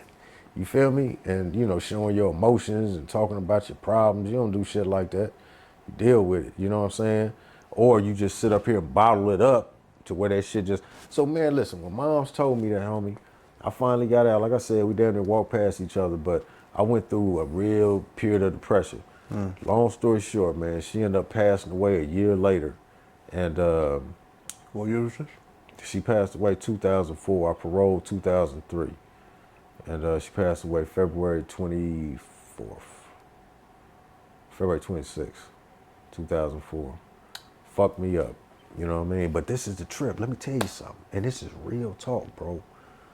A lot of people, you know what I'm saying, make a lot of the afterlife. I had an experience. We were staying in Inglewood, 1 bedroom, right? So like I said, she went to Kentucky. I went out there to get her, brought her to the wood, and you know, we gave her the bedroom, me and wifey, and my daughter, we camped up in the living room when she went through the hospice. You know, she went through the hospice. But, you know, one morning, you know, I saw wifey them off to work, and I went in the bedroom, you know, and I stood over her, you know what I'm saying, and I just was looking at her. And so I had me, you know, a little thing laid out next to the bed, you know, a little pillow, blanket and shit. And I laid down for a minute, and something told me, get up. Bro, listen, this right-handed guy, bro. Listen, something told me, get up. Bro, I got up, stood over her, put my hand on her chest, and I said, Mom. And she said, and she took her last breath, right? But on everything, homie, listen to me, man. I sensed her soul leave her body to the point to where I'm looking at her like this, and bam, I'm watching it or feeling it. I swear to, it was like one of the, you felt it. It was just like, it was an experience, homie, that convinced me that it's something else outside of this. This is just a vehicle. You understand what I'm saying? And on everything, bro, it was like, you know, but that experience at the same time, it messed me up, man, because it was a lot of things that me and moms left unsaid. It was a lot of issues that unresolved, and I went through that depression. I smoked hella weed, and I was going through that depression, right? And she ended up leaving me about, you know, a few little dollars, right? You know, about 25, 30, something like that. So once I took care of everything with the burial and all that, you know, I moved the family from Inglewood to Culver City. Started a little business. It was called Serene Furnishings. You know, my daughter named Serenity. What year is this? This was like 2004. Yeah, this is 2004. She passed away February 2004. Okay. So somewhere within that period, I started Serene Furnishings, and I started dealing with that. And it was like, you know, dealing with Serene Furnishings, it was like you go to different little outdoor swap meets. Now keep in mind, right, you know, I've done dealt with that criminal element, but I'm trying to get myself out of it, Straight right? narrow. This time around. Right, but I'm still. Are you not with? You said you wasn't with your wife? No, me and my wife still Okay, together. y'all still Me and my- together. We still together. So she stuck around. She held stuck you around. down. She held me down. And listen, man, she was a real soldier, especially dealing with that situation with moms, because it was tough. It was tough on me emotionally, mentally. You know what I mean? So baby held me down through that. And so anyway, man, when I started Serene Furnishings, you know what I'm saying? It was like, they got a lot of outdoor swap meets. They got one in Pasadena, the Rose Bowl, every second Sunday of every month. Whole parking lot, vendors, you know what I'm saying? So you just log on, get you a little spot, 150, 250, depends on, and they got some for like 40, 50 bucks, depending on what you selling in the traffic. So with me, I was dealing with furniture. And it was like I learned the game from somebody else on how to, get different furnishings and flip it. You get your little canopy, set your spot up, bring your rug out, end tables, canopy, dining room set, whatever you selling, you feel me? So that was one of my little hustles I was doing at the time. Like I said, I always sold weed. So throughout this particular period, bro, it was like, this is where I went through a period where my confidence as a man got kind of tested. So that money moms left me, like I said, I made that investment and I didn't have money management skills. So long story short, I ended up blowing through that in a little bit of no time. And so now here I am, like, damn, what the fuck I'm gonna do? Because I don't have like no regular job like that. You feel what I'm saying? It's like, at the time, it's like Nas said, back then, nigga had to create his own job. You know what I'm saying? It's like you gotta go make a job. That's why you see a bunch of niggas there go buy a truck, go buy some equipment. Right. You know what I mean? Or whatever, and then they just hustle like that. You feel me? Right. And so anyway, bro, it was like the in-laws. I'm gonna tell you how this play out. This is how me and you met, matter of fact. Okay. This is the funny thing. So the in-laws, right? I married this girl. Her name Gemma. Her daddy is the owner of Believe Media. I don't know if you're familiar with it. His name Luke Thornton. So he's this my father-in-law. His wife is Liz Silver. So they own Believe Media. They one of the big ones. They do the commercials. They was plugged with streetlights. They the ones like you go through streetlights. You know what I'm saying? It was like they used to get their people from streetlights sometimes. You feel me? So anyway, we had Benny Hanna's. And they had asked me about the company, and I told him, I said, yeah, it's ugly right now. And I told him the situation. It was a little embarrassing to talk about this, right? Because it was like, when you... You just married his daughter. Right. No, yeah, we married, but... I'm just saying, like, yeah. This is an impression that you're trying to make on... Right. Yeah. And it's deeper, not just with him, even with your wife. For sure. You know what I'm saying? It's like if you want have them such to like you. No, it's not that. It's like when you have such a public failure. Think about it. You trying to go out and venture on, I'm opening this business. And everybody want to see you succeed. Your wife right there, she in the passenger seat with you. And the shit don't work out the way that you want. That is a blow. You understand what I'm saying? To your ego. And then it's not like you just doing it in isolation.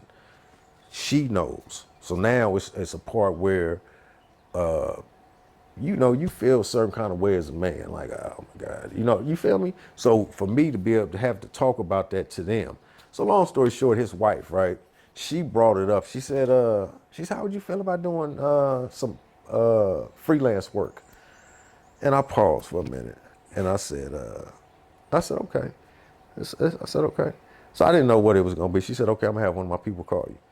A couple of days later, some lady called me and she gave me the photo shoot of where it's gonna be. It was in Chatsworth. Okay. And so I'd never worked on a photo shoot before. I mean, not a photo shoot, but video shoot. I don't know what I'm gonna be doing, nothing, What to right? expect or anything. Anything, right? So now keep in mind, right? So you know how the industry is.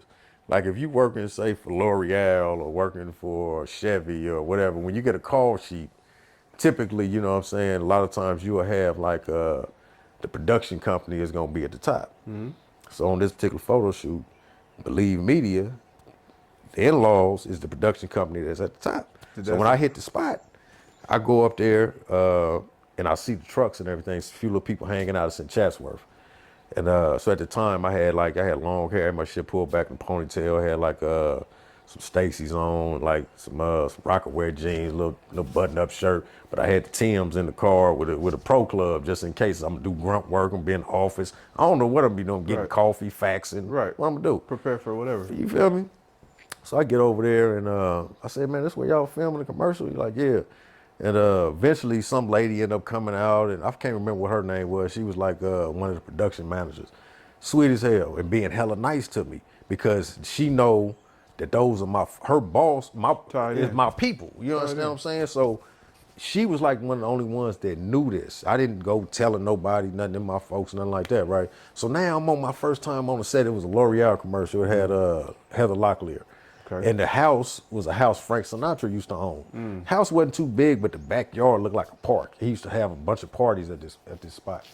So anyway, so now I'm peeping the set out, and at that time, right, like a lot of people, I had thoughts about, getting in the film industry, being a director or making documentaries or, it maybe even being an actor or something like that, right? But I never knew how to get in. So now I'm sitting up here on this set, and I'm peeping everything, craft service and how they setting up all the different departments, and they showing me how to be a production assistant and all the, the grunt work that goes into that.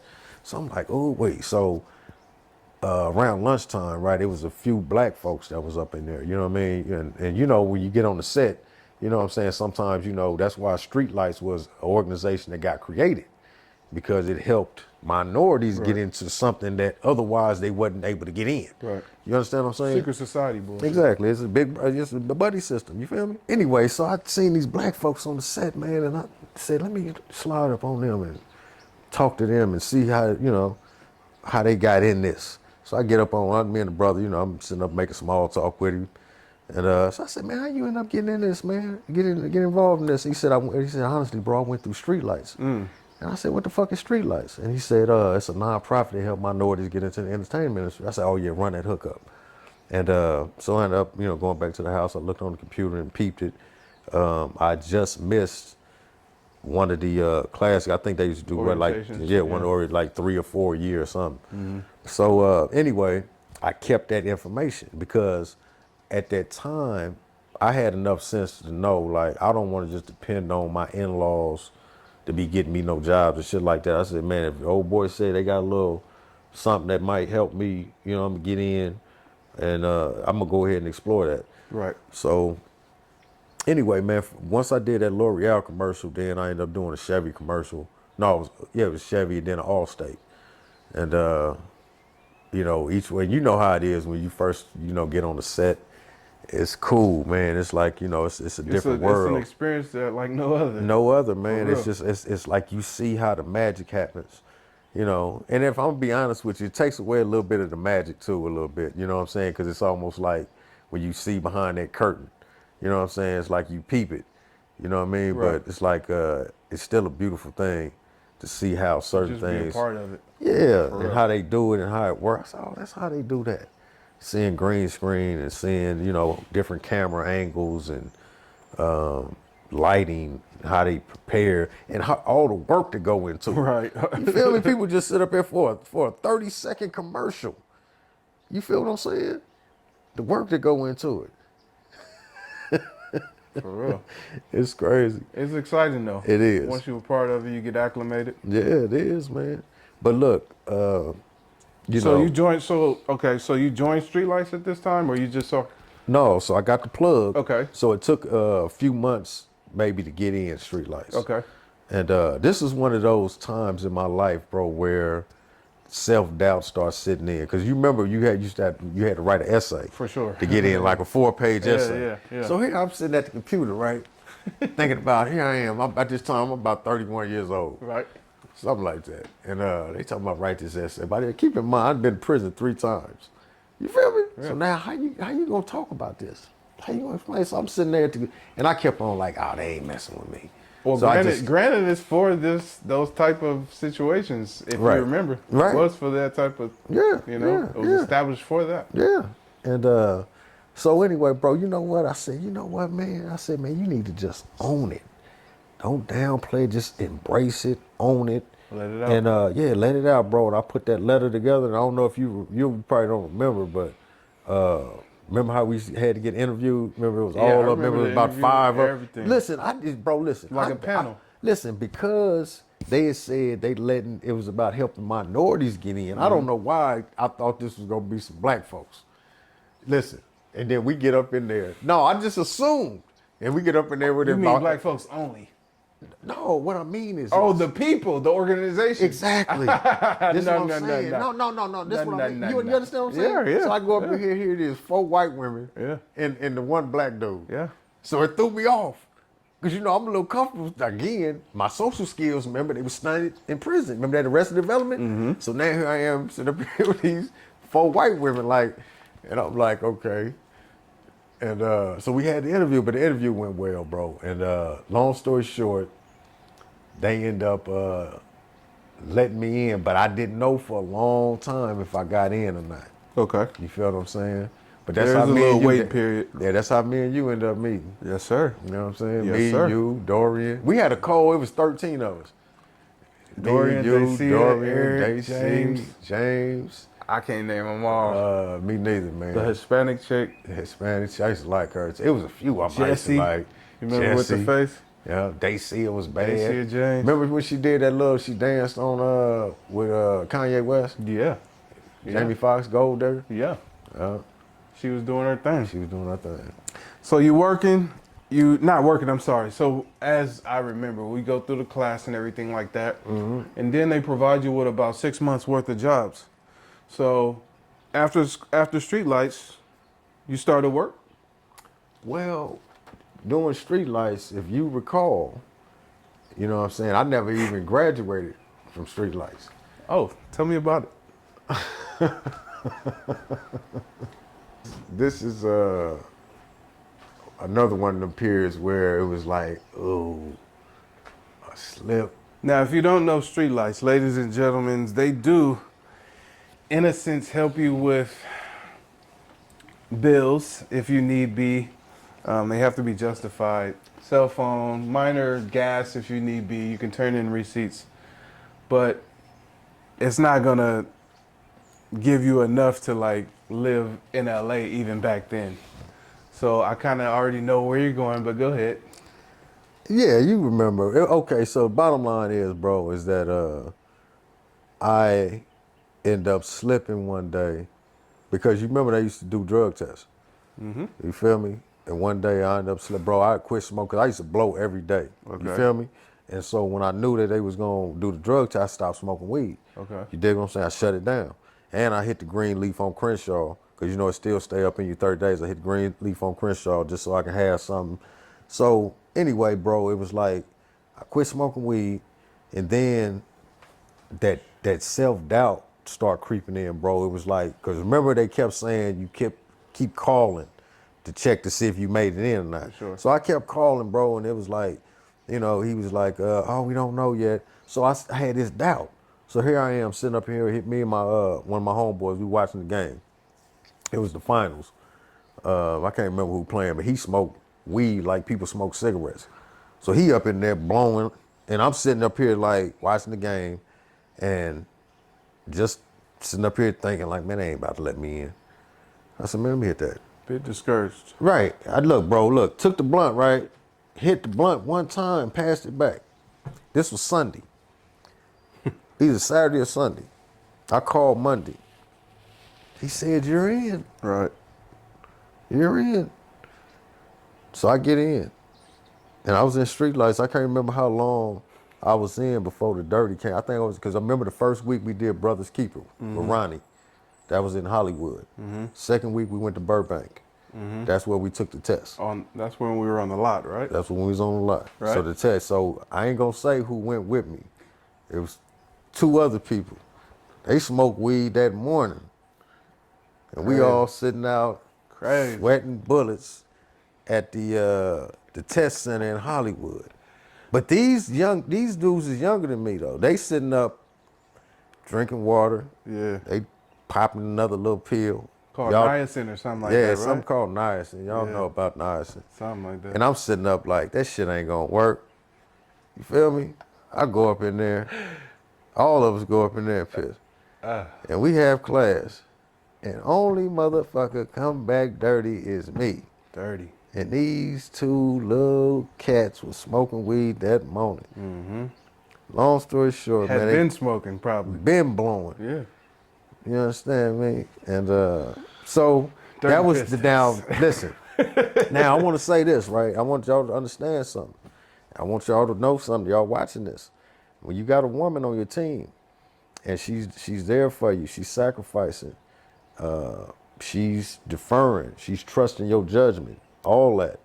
It get to a point to where once her confidence starts shaking, that's when it's gonna start being issues. Because now, it's like the trust ain't there no more. You know what I'm saying? And that's something as a man you accustomed to. You feel what I'm saying? So once her confidence start shaking, mine start shaking, that's when I start going through different little periods of struggling with substance abuse. I put it like that, bro. I'm smoking stupid weed, drinking more. The reality is that at that time I kind of lost my way a little bit.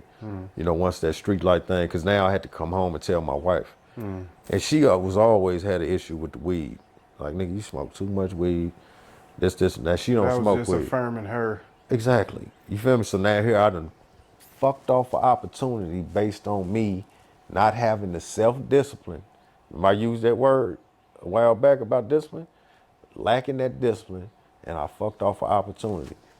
I'll probably be, you ain't no telling where. And you know what? I sit up there and I used to think people that went through street lights like us, the boy Bone from Athens. Yeah. Remember all that shit, one with Yeah. Suge and all that? Yeah. He went through there. But remember when he did, I don't know if you seen that documentary he did at Bastards of the Party. You ever seen that one? I think so. A Yeah. long time ago. Yeah. But it's trying to get a history of LA and the history of gang, Bloods and Crips. Yeah. But the fact is, I was sitting in jail watching all this different little stuff.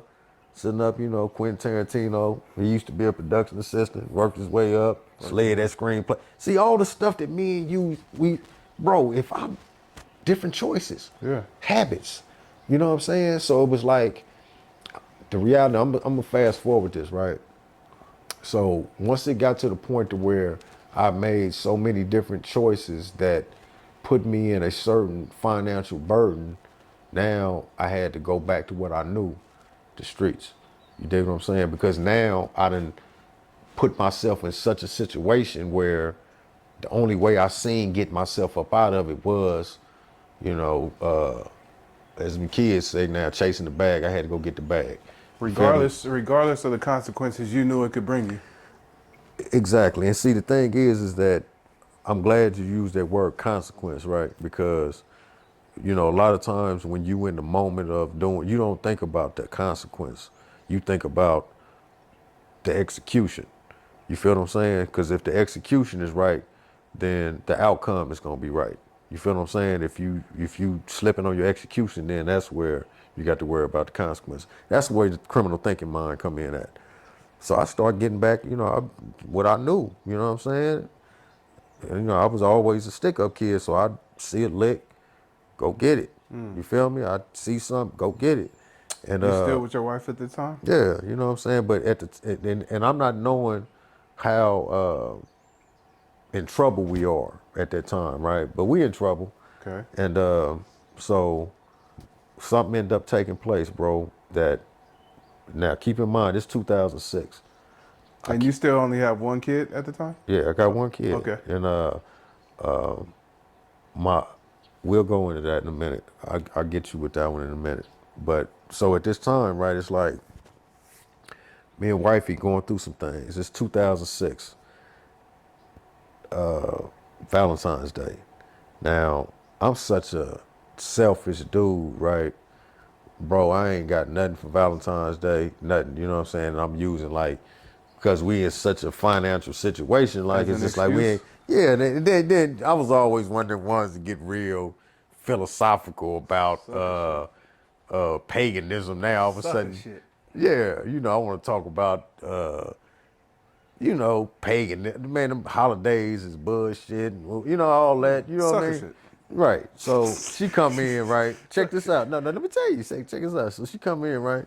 I'm sitting up playing Madden, smoking weed, playing Madden, just being non-productive. She coming from work. And so she come in, and she like, my daughter come in behind the Serenity. She like 5. And she like, so she say, what's up? Like, and I'm like, what's happening? So I see where she kind of going with this. And she said, oh, nothing. Right. I know she tripping because she expected me to come home, flowers, candy, something. I ain't got shit. I'm playing Madden. Right. So selfish ass nigga, right? So she go in the restroom. And I come up in there. I said, nigga, you fuck it up. So I go up in there and I say, give me the keys, 'cause she parked behind me. So I said, give me the keys. So I took the keys and took my daughter and went to Rite Aid. Ended up going up in there, buying whatever was left over for Valentine's Day, some candy or whatever. So I slide her back up in the house, you know what I'm saying? By this time, she seems to be a little bit in a better mood. She's stripped down, about to take a shower. And so I'm like, yeah, I'm at the demo tonight. You feel me? I had to put that down tonight. That's what I'm thinking.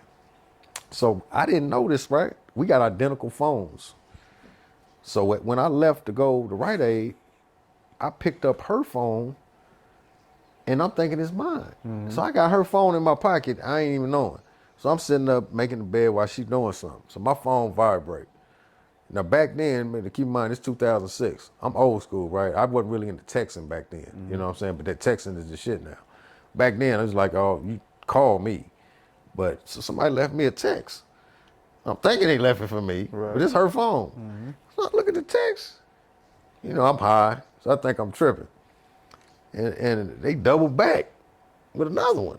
So I look, and then I end up seeing the screensaver. And I see a picture of me and my daughter. Mm-hmm. And that's her phone. I got a picture of you. I said, oh, that's her phone. But the text came up on the thing. Yeah, the nigga was texting her. Mm-hmm. So look, so she come out the bathroom. And I hand her the phone. I say, somebody left you a message. Oof. So I go back mess with the bed, but I'm looking at her with the peripheral. Now, I've been in this situation before where, somebody called, now you trying to think of something. So I'm peeping her with the peripheral, and I see her over there, mind running, like, what am I going to say to this nigga? And she's just like, she makes some old shit up. And I look at her real serious, right? And I say, G, I say, you been caught. I said, you need to ride it out. And she was like, I met this guy. Mm-hmm. And I didn't even think about it, bro. Just reacting. I smacked the shit out of her. And the thing that's crazy, bro, I grew up seeing my moms get the shit beat out of her. You understand what I'm saying? I always told myself, I said, man, I ain't gonna never put my hands on a woman. Right. And in that moment, all that shit went out the window. I felt so insulted, so disrespected. And but keep in mind, all the shit I've been doing, you know what I mean? Mm-hmm. I felt like I had concubines from east to west. I felt entitled. You feel me? I'm like, fuck it. Solomon got all them wives. I can have me a couple of concubines running around. You understand? Right. You justify certain things. Right. So, bro, look, now we going again to my confidence. Now, I already told you I'm struggling with depression. I lost moms, right? Then this money this woman had left me that she done struggled for. Make a financial investment, don't play out, bam, confidence shook. Now I find out my wife cheating on me. Mm-hmm. Fuck me up. You feel me? One thing after another. One thing after another, bro. So all of that kind of stuff weighed on your boy so heavy, bro, where drugs and alcohol became like, it was just like, I was just fucked up in the head, man. It was just hard for me to focus. And more and more hanging out. Obviously, I can't be at the house. We tried to work it out, but I just didn't look at it the same. It was I couldn't get past it. You feel me? I couldn't get past it. So it was like I'm back on the block. So I'm back out here. So now, like I said, I'm out here like, nigga, I'm an opportunist. Right. I see an opportunity, let's get it. So the homie had a chop shop. So then it's like, he sit up here basically would put in an order. Like, nigga, look, I need a such Lincoln Navigator, or I needed such Yukon Denali Woo. So he told me, like one of the homies, right? Matter of fact, my water pump went out on my car. So I'm sitting over here back on the block, water pump, gas, shit, smoke coming all about my shit. Sitting up here like, man, what the fuck? How am I gonna write this? So I'm like, nigga, I need some money. I got to hit a lick, something quick. So that's when I find out about the chop shop. So the homie said, nigga needed like some kind of Cadillac. And he said he's gonna cash motherfucker out like $3,500. Okay. And that's crumbs. You feel me? But that's how thirsty a nigga was back then. At that time. At that time, nigga. So I'm like, I'm about to go get that. So I'm sitting up here, man, and like I go out and I start hitting the car washes, hitting the grocery stores. Right. You feel me? I ain't just gonna keep burning gas. First, I'm just driving around, so I see it, bam. And I used to have this policy, man. I never robbed black people unless they was in the game. Okay. I didn't fuck with civilians like that. You know what I'm saying? But if you was like a blood or a crip, or you was out of pocket or something like that, you was fair game. Okay. But at this particular time, like I said, all my values out the door. This was a black lady. And bro, I felt so bad, bro. I sat up here and followed that lady and slid up on that sister. You feel me? And I apologized to her. You know what I'm saying? When I pulled the thing out. I said, I apologize, baby. I'm gonna While need you were that. doing it? Yeah, I said, I apologize, baby. I'm gonna need that. Come out with the yapper like, And she just looked at me and she said, ah. Grabbed the keys, got on.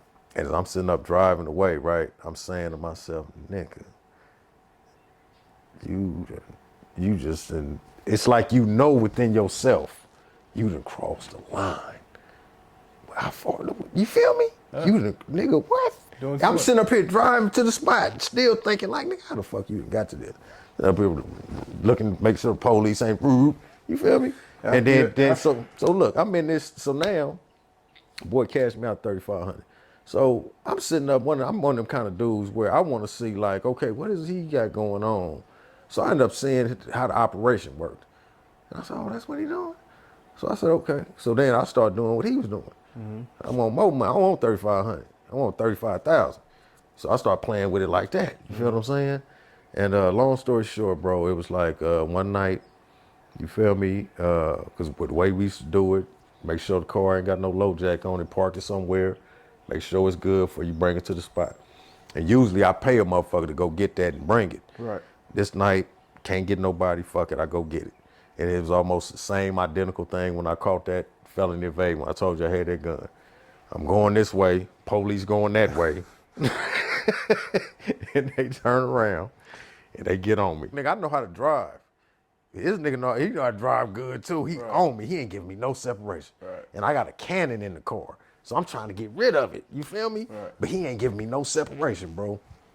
And so I had this high speed chase and I'm pushing and they boxing me in. You know what I mean? It's like Non-stop. I started from like Country Club, Pico, Venice, Washington, Adams, and they pushing me. You know what I'm saying? And they end up pushing me damn near all the way down to Rempart.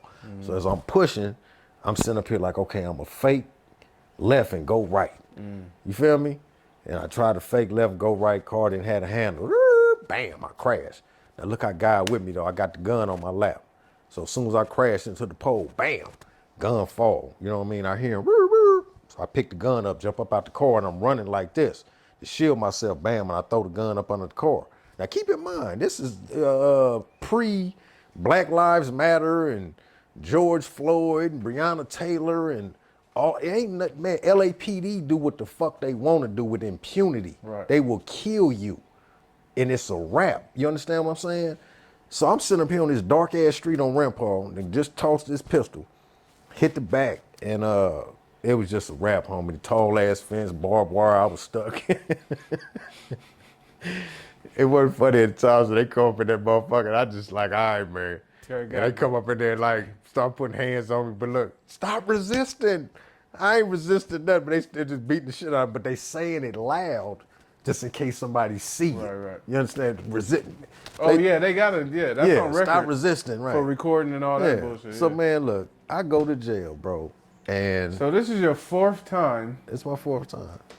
In some ways. Wait, all right. All right, it's your fourth time. Go ahead, in some ways. Go ahead. This is not funny. But it's just, see, I want people to understand something. Me and this brother right here, we haven't seen each other in over 16, 17 years. So as we talking about this, it's like, I'm also talking to it because we just having a conversation. For sure. We just happen to have cameras on. For sure. So everything, we just chopping it and kicking it. You So I'm letting me enjoying know his firsthand. company. Exactly. You know what I mean? I'm learning firsthand as you guys are right now listening. You feel me? So You get caught again. I get caught Fourth again, time. bro. Fourth time, man. You remember, come on now, 3 strikes law, right? So here I am. I'm going to jail on a 4th felony, right? So I go in, and initially they charged me with driving without owner's consent. Naturally, you know, they got to ask me about a carjacking. I don't know nothing about no carjacking. Right. Where you get the car? I got it from a smoker. Gave him $20 a year. You know the story. Right, You know what I'm right, saying? right, I don't know right. nothing about none of that. No robberies. I don't know nothing. And so they was like, okay. So anyway, long story short, bro, they ended up start showing my picture to different people, bro. And it's almost like, remember how I told you that one case I had? Yeah. Where 3 different shades of black. And I am light skinned, long hair, dark. Yeah. Bro, I just sit up here and they charged me with damn near everything on the west side. Jesus. Bro, I went back to court and I had like 13 counts, bro. And I was just like, oh my God. I thought I was gonna have a panic attack. Like, what the fuck? Nigga, I'm 34 years old, sitting up here looking at 13 counts, carjacking, robberies. You feel me? 4th time around. Yeah, this particular subject, it's gonna get a little deep, a little stressful. I had to go outside for a minute, man, get a little fresh air. May need to hit a little something. You feel me? That's why I like to come out here, man, get my thoughts together. You know what I'm saying? Sit down up under the table, blow, talk. Just help remind me where I came from, man. I was thinking about, I was telling you about Corcoran, you know, and all them different experiences, high desert and all that, you know, all that different stuff, man. Like, nigga, listen, man. When they hit me with all those charges, bro, at that particular age, man, it was like everything, homie, I lost everything. You know, it was just a whole lot of little different little opportunities, man, I let slip away, man, by making bad choices. You know, I had bad habits, and I was sitting up in the county jail. Now I was confronted with all them, sitting up in that sub tank like, God damn, how am I gonna get through this? So, you know, at that time, man, I had, you know, shit, I couldn't pay for no lawyer. Family wasn't fucking with me, you feel me? And so I elected to go pro perm, you know what I'm saying? I fired my lawyer and I said, man, I gotta fight this shit on my own. I ain't know shit about the law. So now they end up sending me, you know what I'm saying, to the single man cells, you know what I'm saying, on 24, 26, wherever it's at. And motherfuckers start learning that law, man, and start trying to fight them cases, man. And you know, I fought that case for about a year and a half, sitting up in the county jail. And like I said, man, I lost everything, you know what I'm saying? Wifey, you know, she moved on, you know what I'm saying? I had to deal with that, you know what I'm saying? Obviously, you know, even like with you like, damn, nigga, this number 4. So you can imagine how my family felt, you feel me? Like, oh, nigga, you playing, nigga, you back up in there, nigga, for what, nigga, what you do? And a matter of fact, I don't know if you remember this, nigga, you wrote me a letter.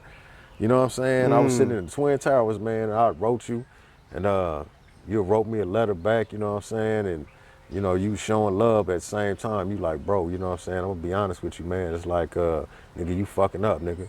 You know what I'm saying? Nigga, I remember you from Street Lights, nigga. You was always like, you know, the big homie, the mentor, the wop, this and that, nigga. And I knew your past, but, you know, but basically you served me, you know what I'm saying? And you was doing big things at that time. So you was probably, I think you was working on Land of the Lost and working on commercials with Kerry Hilson. You was doing shit for YouTube, and I think y'all was doing double D's back then.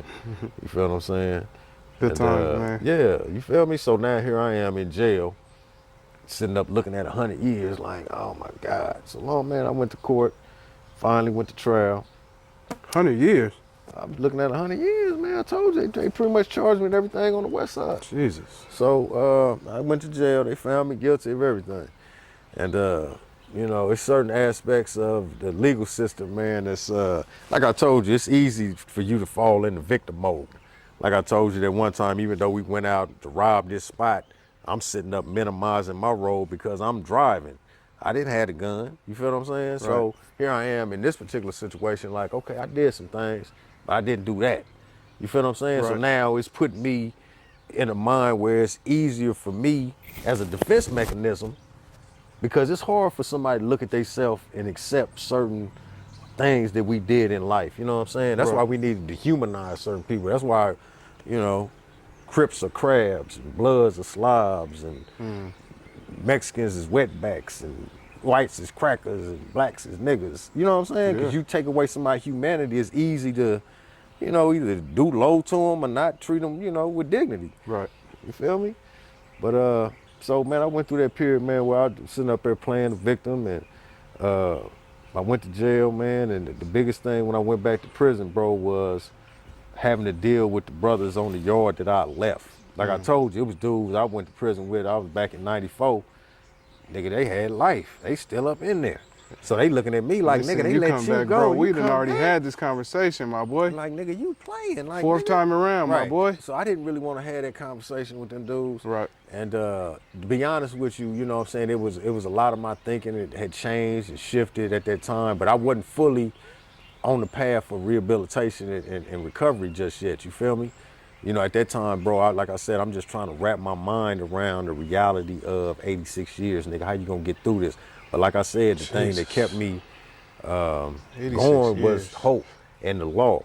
So I'm sitting up in the law library every day, all day, reading case law. See, that was a healthy distraction too, because I ain't got time to stress. Right. I'm studying this law, nigga. I got the, like I said, I was pro per. So Right. now it's like after I went through the direct appeal and that got shut down, then I was able to just, you know, do my own little thing to the feds. And I always believed I was gonna get out, bro. But my change didn't really take place until 2012. You know what I'm saying? I was in Calipat, and you know, at that time, homie, it was like, you know, like I said, I was dealing with the Muslims at that time, and right now I still have a healthy appreciation for Islam and Christianity. I consider myself a student of theology. You know what I'm saying? I can touch the Bible, I can touch the Quran, the Bhagavad Gita, whatever, and whatever the spiritual lesson is, I can take it without getting, you know, all of that, you know, getting extreme and dogmatic like some people. But anyway, up in Muslim service, one of the things that they used to always stress, bro, is that you can't serve two gods. And that's something that's in the Bible. You can't serve two masters. Right. You feel me? So it's like, it was always that decision, bro. How you gonna be a man of God, but you still gangbanging? Right. How you gonna? So I used to try to rationalize it, justify it, intellectualize it, if you will. But it got to the point to where I just, one time, right, I'm in service. One of my homeboys, they got the door locked. You got to come in because the police do a security thing. So if you're on a Muslim list, come in at a certain time, bam, then they lock you in. So one of the homies on the yard trying to get my attention and all that. And I'm like, man, what's happening? So he know I'm up in where I'm at, right? And I'm saying to myself, this nigga don't respect nothing. This is what I'm saying to myself. And one thing that when you start studying any religion or any school of thought with a certain level of sincerity, and I was on a sincere path at that time to want to change, right? But I was still in the infancy stage. It was still early. But I'm like, this nigga don't respect nothing. So I finally get out there, right? And he's sitting up here talking about one of the homies got to get dealt with. I said, what's going on? Oh, man, the nigga got a gambling debt. Woo. I said, nigga, you called me up out of there for that? Right, Nigga, you right. could have talked to me. So I'm like, man, this motherfucker. So I made a choice. It was like right at that minute. I said, I'm done. I said, you know what? I said, because the nigga was in my building. I said, you know what? See, but the part of me was I couldn't just walk away from the gang Right. because a part of me, I didn't want to think niggas think I'm walking away being soft. There go that You pride understand what I'm and that saying? ego It's again. still the pride and the ego, right? So I said, okay, I'm a demo. And then, because, you know, it's like I'm already thinking about, you know what I'm saying, as far as the exit plan. So I was like, okay, this is the perfect thing. I'm going to demo this nigga. You feel me? And then I'm just going to, you know, fall back. So, you know, that's what ended up taking place, man. You know what I'm saying? You know, I liked the dude too. That's what made it so bad. But his name just kept popping up, you know what I'm saying? And he ended up getting in debt and niggas brought it to the table. And it's like, okay, it's gonna be an issue, you know, and wasn't nobody gonna pay it. Right. So nigga, we got to lift the nigga up off the yard. You know what I'm saying? So, you know, nigga took care of his business, got with him. And you know, later on it was like I didn't just verbalize it, but I stopped mingling as much. Okay. Now the people I'm hitting the track with is like, you know, different cats that's on something else, right? You know, by this time I think I went back to school to get my GED, start going to NA, because they didn't really have no other groups up in there but NA, you know what I'm saying? So somebody had told me, it's like, man, NA ain't just about drugs, bro. It's all about principles, you know what I'm saying? You can have any kind of defect, you know what I'm saying, but it'll help you, you know, structure your life up. And, you know, I ended up going. Right. But so anyway, man, we end up the final decision, man, where I made the choice to verbalize my cutting ties came when we had a riot in the kitchen. This was first year that LeBron and Cleveland played Curry and Golden State. So we The sitting Warriors? up, yeah, the Warriors, man, in Cleveland, man. So we sitting up in the kitchen, and I'm at the table, me and this dude from Compton talking. I'm facing this way, he looking this way. We sitting up here talking about the game, And then all of a sudden the nigga like stopped looking at me, looked behind me, said, oh shit. And I turned around, nigga, the whole chow hall is on, it's cracking, black against Mexican. And so we up in there getting it, right? And long story short, man, when the smoke cleared, what ended up happening was, man, they had some old crazy nigga up in there from Bakersfield. And he just get up, homie, with no question, just fire on the Mexican. Just cause. You feel me? He never should have been on the yard, so he just fire on the Mexican. So obviously niggas ain't doing no, Mexican ain't doing no talking, nigga. We just gonna get up and get it in. Right. So we end up, you know, preventing the war because motherfuckers end up now get this motherfucker up off the yard so we got him off the yard. But the thing was, bro, a lot of dudes didn't participate in the activity. You understand what I'm saying? Now look, we in the chow hall. So it's dudes that work in the back. They sending out trays, nigga, the metal ass trays, nigga, the Mexicans is sliding them out to their folks, nigga, they coming out throwing nigga metal trays, and these niggas is back there, nigga ain't doing nothing. So these are supposed to be like, oh, these reputable gangster ass blood niggas, gangster ass, you understand what I'm saying? Right. So I'm like, okay, we gonna see how this play out.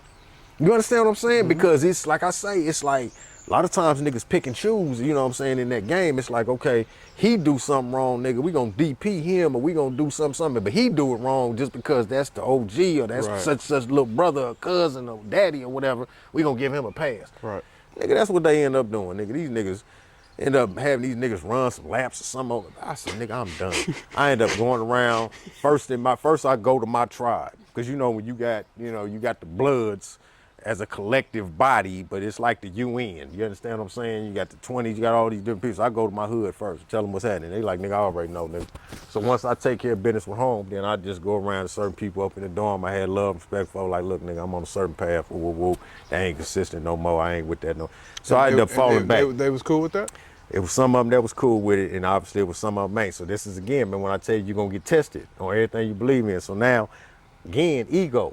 I don't want a nigga to think I'm soft. So, nigga, even though I done fell back, nigga, I'm still up in the weight pit every day. You know what I mean? Like, nigga got an issue, nigga, we gonna deal with this right now. So then it was one of the homies, my face nigga named Bugsy from NHP. And he's sitting up here like, I guess he done got wind of it. He's sitting up here, niggas can't just be walking away from the homies and some old shit like that, right? And I walk up on him and I take my glasses off. I'm like, nigga, I ain't asking for your permission, nigga. You know what I'm saying? I'm extending you a courtesy, nigga, to let you know who. But I'm on him, though. I'm crowding the space and everything, like, to let him know, like, nigga. He like, oh, no, I didn't mean it like that. What I was saying was, yeah, you did. And see, that's the whole thing here. See, if a nigga can bully you, you know what I'm saying? A nigga can, you know what I mean?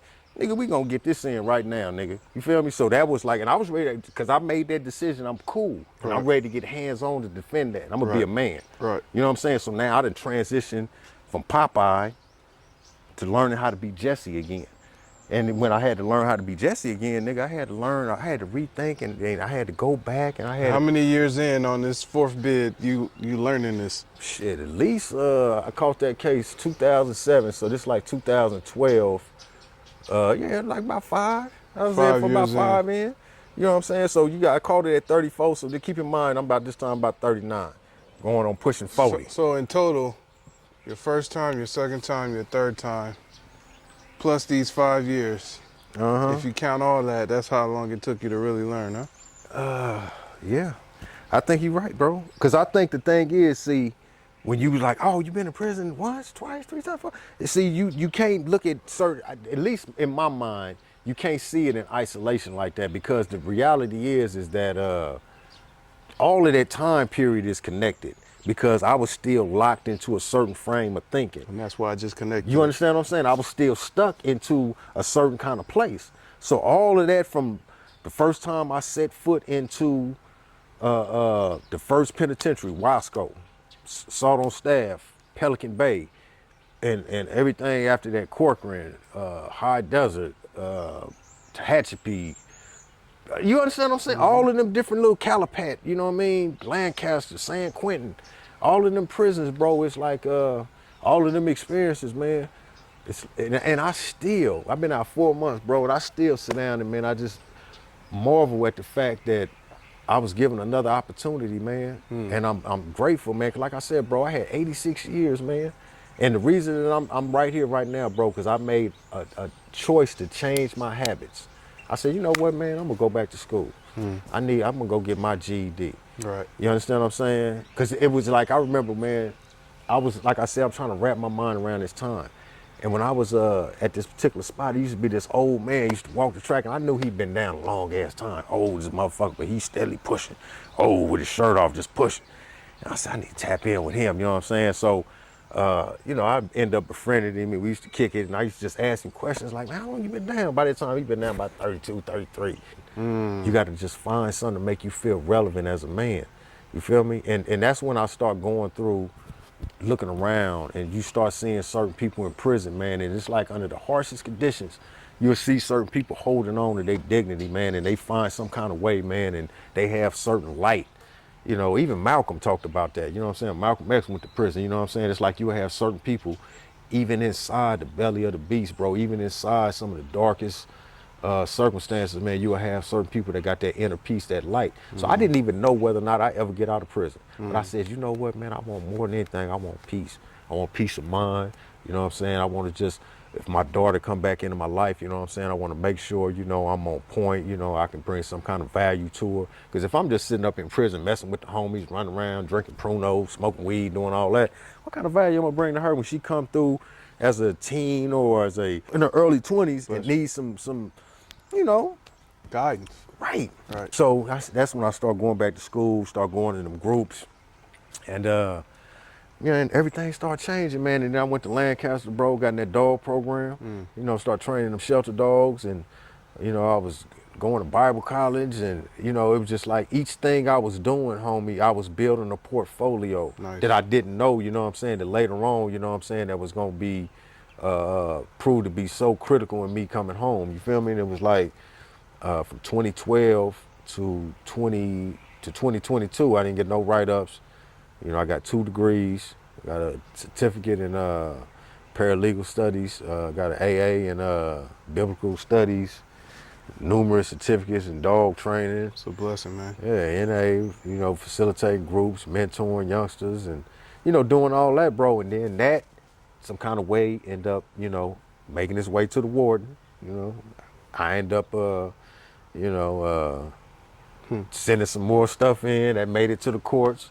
And bro, they looked at my record, man, and they said, we feel like this man, you know what I'm saying, is deserves a second chance. He deserves a second chance. He improved something, you know what I'm saying? Because bro, think about it. Anybody, if you get 86 years, average cat gonna use that as an excuse to fuck it, nigga. It's a rap, nigga. To lay down. I ain't got, my life is over. Right. And that the judge, man, when I went up in there to see the judge, because like when they made the recommendation, everything is still at the judge's discretion. And judge come out, brother named H. Clay Jack. You know, he's the same one doing he did the Nipsey trial. And he come out there looking like James Earl Jones, you feel me? Got his shit lined up, you know, all salt and pepper, you feel me? Real cool, dignified looking brother, you feel me? But I know it's one thing when you get to dealing with them black judges. Sometimes they go a little harder on us, you know what I mean? Because with them, it's like, you can't throw that racism card at them. You can't throw that, make them excuses. Nigga, I'm black like you. Nigga, I went through the same struggle, nigga. Right. Nigga, I went to Fisk, nigga. I went to Howard, nigga. You know what I'm saying? On everything, you feel me? So I was nervous about that, man, but I said, you know what? Again, you gotta walk your truth. So if I go up in there trying to act like I need to act a certain way or say something a certain, now I'm gonna be, but if I just be me, just be authentic, tell your story, just be real. Right. And bro, on everything, man, that man gave me a chance to talk, a couple of my folks talk. And when as soon as he got to talking, man, I knew it instantly. I said, oh, he about to let me go. I knew it. I said, oh, he about to let me go. And one of the things he said was, he was like, this man had 86 years. He could have used that as an excuse to not do nothing, to just give up on life. And he said, but it seemed like he ended up getting involved in every program on the yard and wop, and he did this. So he just got to speaking about all my little accolades. And that man, bro, opened that door for me, man, and he ended up giving me another chance at life, bro. Respect. And I ain't gonna never forget that, man. And anytime I be out here, because you know, sometimes When'd you get out? I got out May 3rd. And I got May 3rd this year. May 3rd this year, 2023, man. You know what I'm saying? Congratulations, man. And life is beautiful, you know what I'm saying? And I'm out here, I got a different perspective on life. You know, I just This is like one of them times, man, I'm serious, bro, where I used to sit up and just think like, man, if I was out there, I'd do this. If I had another shot, I'd do this. I have another opportunity to do this. And now I'm out here doing it. I used to have people send me packages. Now I just sent one of my loved ones a package the other day through Walking Her. Now just, me sitting up here ordering coffee and buying him some shoes. And yeah, you feel me? So what have you done to like stay motivated now that you out? To stay motivated? Yeah, motivated, staying out the way. Well, it's not that's the easy part, to stay motivated. Right now it's all about just executing certain plans that I established for myself when I was incarcerated. Like one of the things I want to do is get out and get my CDLs. So, I'm going through the process right now of, waiting pretty much to get into a school so I can get my CDLs. That was like one of the first things. And then just coming home, you got to get your driver's license, you got to get your social security card, you got to get bank account. Certain things. Right now my biggest things is doing everything the right way, bro. Starting slow, getting my credit back right, saving my money, associating with the right people, avoiding certain circumstances and situations. Because see, now I understand triggers, people, places, and things. You know what I'm saying? Now I got coping skills outside of me, looking at just drugs and alcohol. You understand what I'm saying? It's like, where'd you learn, like, or where did you get this understanding of, your triggers? Because you said earlier you never sought out like therapy or counsel. Yeah. So it started peer-to-peer groups, like NA. Okay. That's where it started, going to peer-to-peer groups. And, initially when I was going to NA, bro, I used to just sit in the back, never speak, just sit up there, just take it in, right? But it was like the more old heads start talking, they start opening up, and I would start thinking certain things that was unique to me, they would discuss, and that made me want to start sharing. And gradually, I eventually end up being like, a facilitator, at different places. I did NAAA, Responsible Fatherhood, CGA, but I did multiple programs, because once it got to that, because see, I had multiple issues. Okay. So it's like if you got a sickness, and you got, sometimes you need multiple remedies. And so for me, there was a lot of things I was dealing with, and I had to go to different groups to understand that. And mainly most of them was peer-to-peer. I went back to school. I started going, to Bible college. I had mentors. You understand what I'm saying? Not only was I being a mentor to people, but I also was humble enough to understand, like, look, I need me somebody I can go talk to, that I can go express certain things I'm feeling that I need some help with. See, a lot of times dudes, they don't do that, They fail to exercise humility, man, and they fail to go get the help they need. Like right now, like you said, listen, homie, it's the way the game is right now is like, they gonna help anybody trying to help themselves. If they see you out here trying to do right, there's resources out here for you to get back on your feet. Right. You know what I'm saying? So now it's like the difference now than the other times I went to prison. Obviously my priorities are different. My thinking is different. I'm older now, you know what I'm saying? And, at the end of the day, it's like, it's more opportunities as well. See, I can sit up here and want to change, but then if I can't get no job, you understand what I'm saying? But now it's like they are more accepting. You know what I'm saying? It's like people understanding the social factors that contributed to why somebody became a gang member or why somebody started using drugs. Because think about it, like 65, 75% of people in prison got substance abuse issues. Meaning that most of them came in, they wasn't in their right mind when they came up in there. You feel what I'm saying?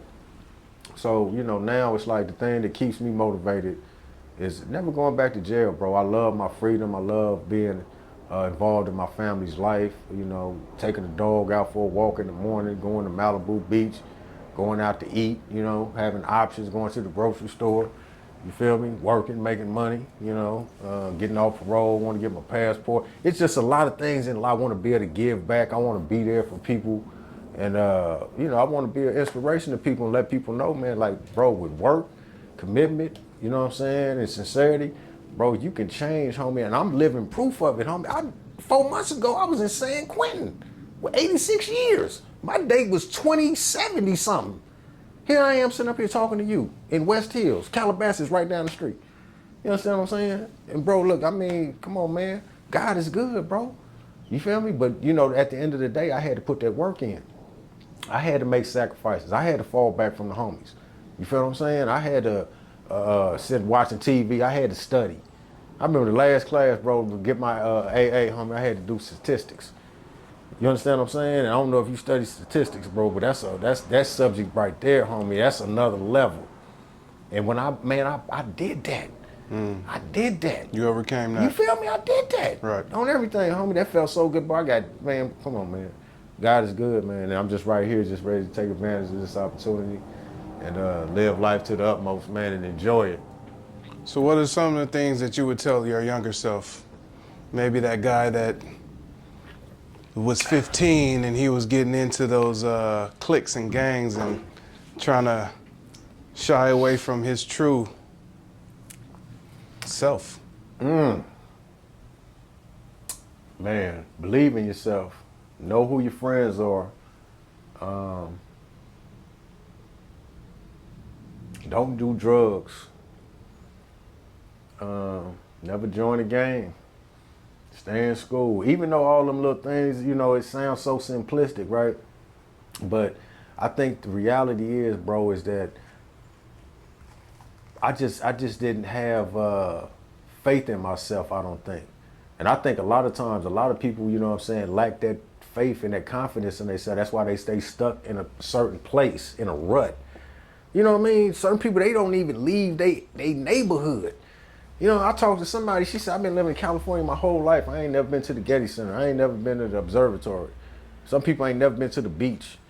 You understand what I'm saying? And then certain people, they sit up and think, and I was one of those people. So if I sit up here, I think about myself at 15, right? Where I was going through that transitionary period where then the streets start getting a little more real. I start getting more violent. Right. You feel me?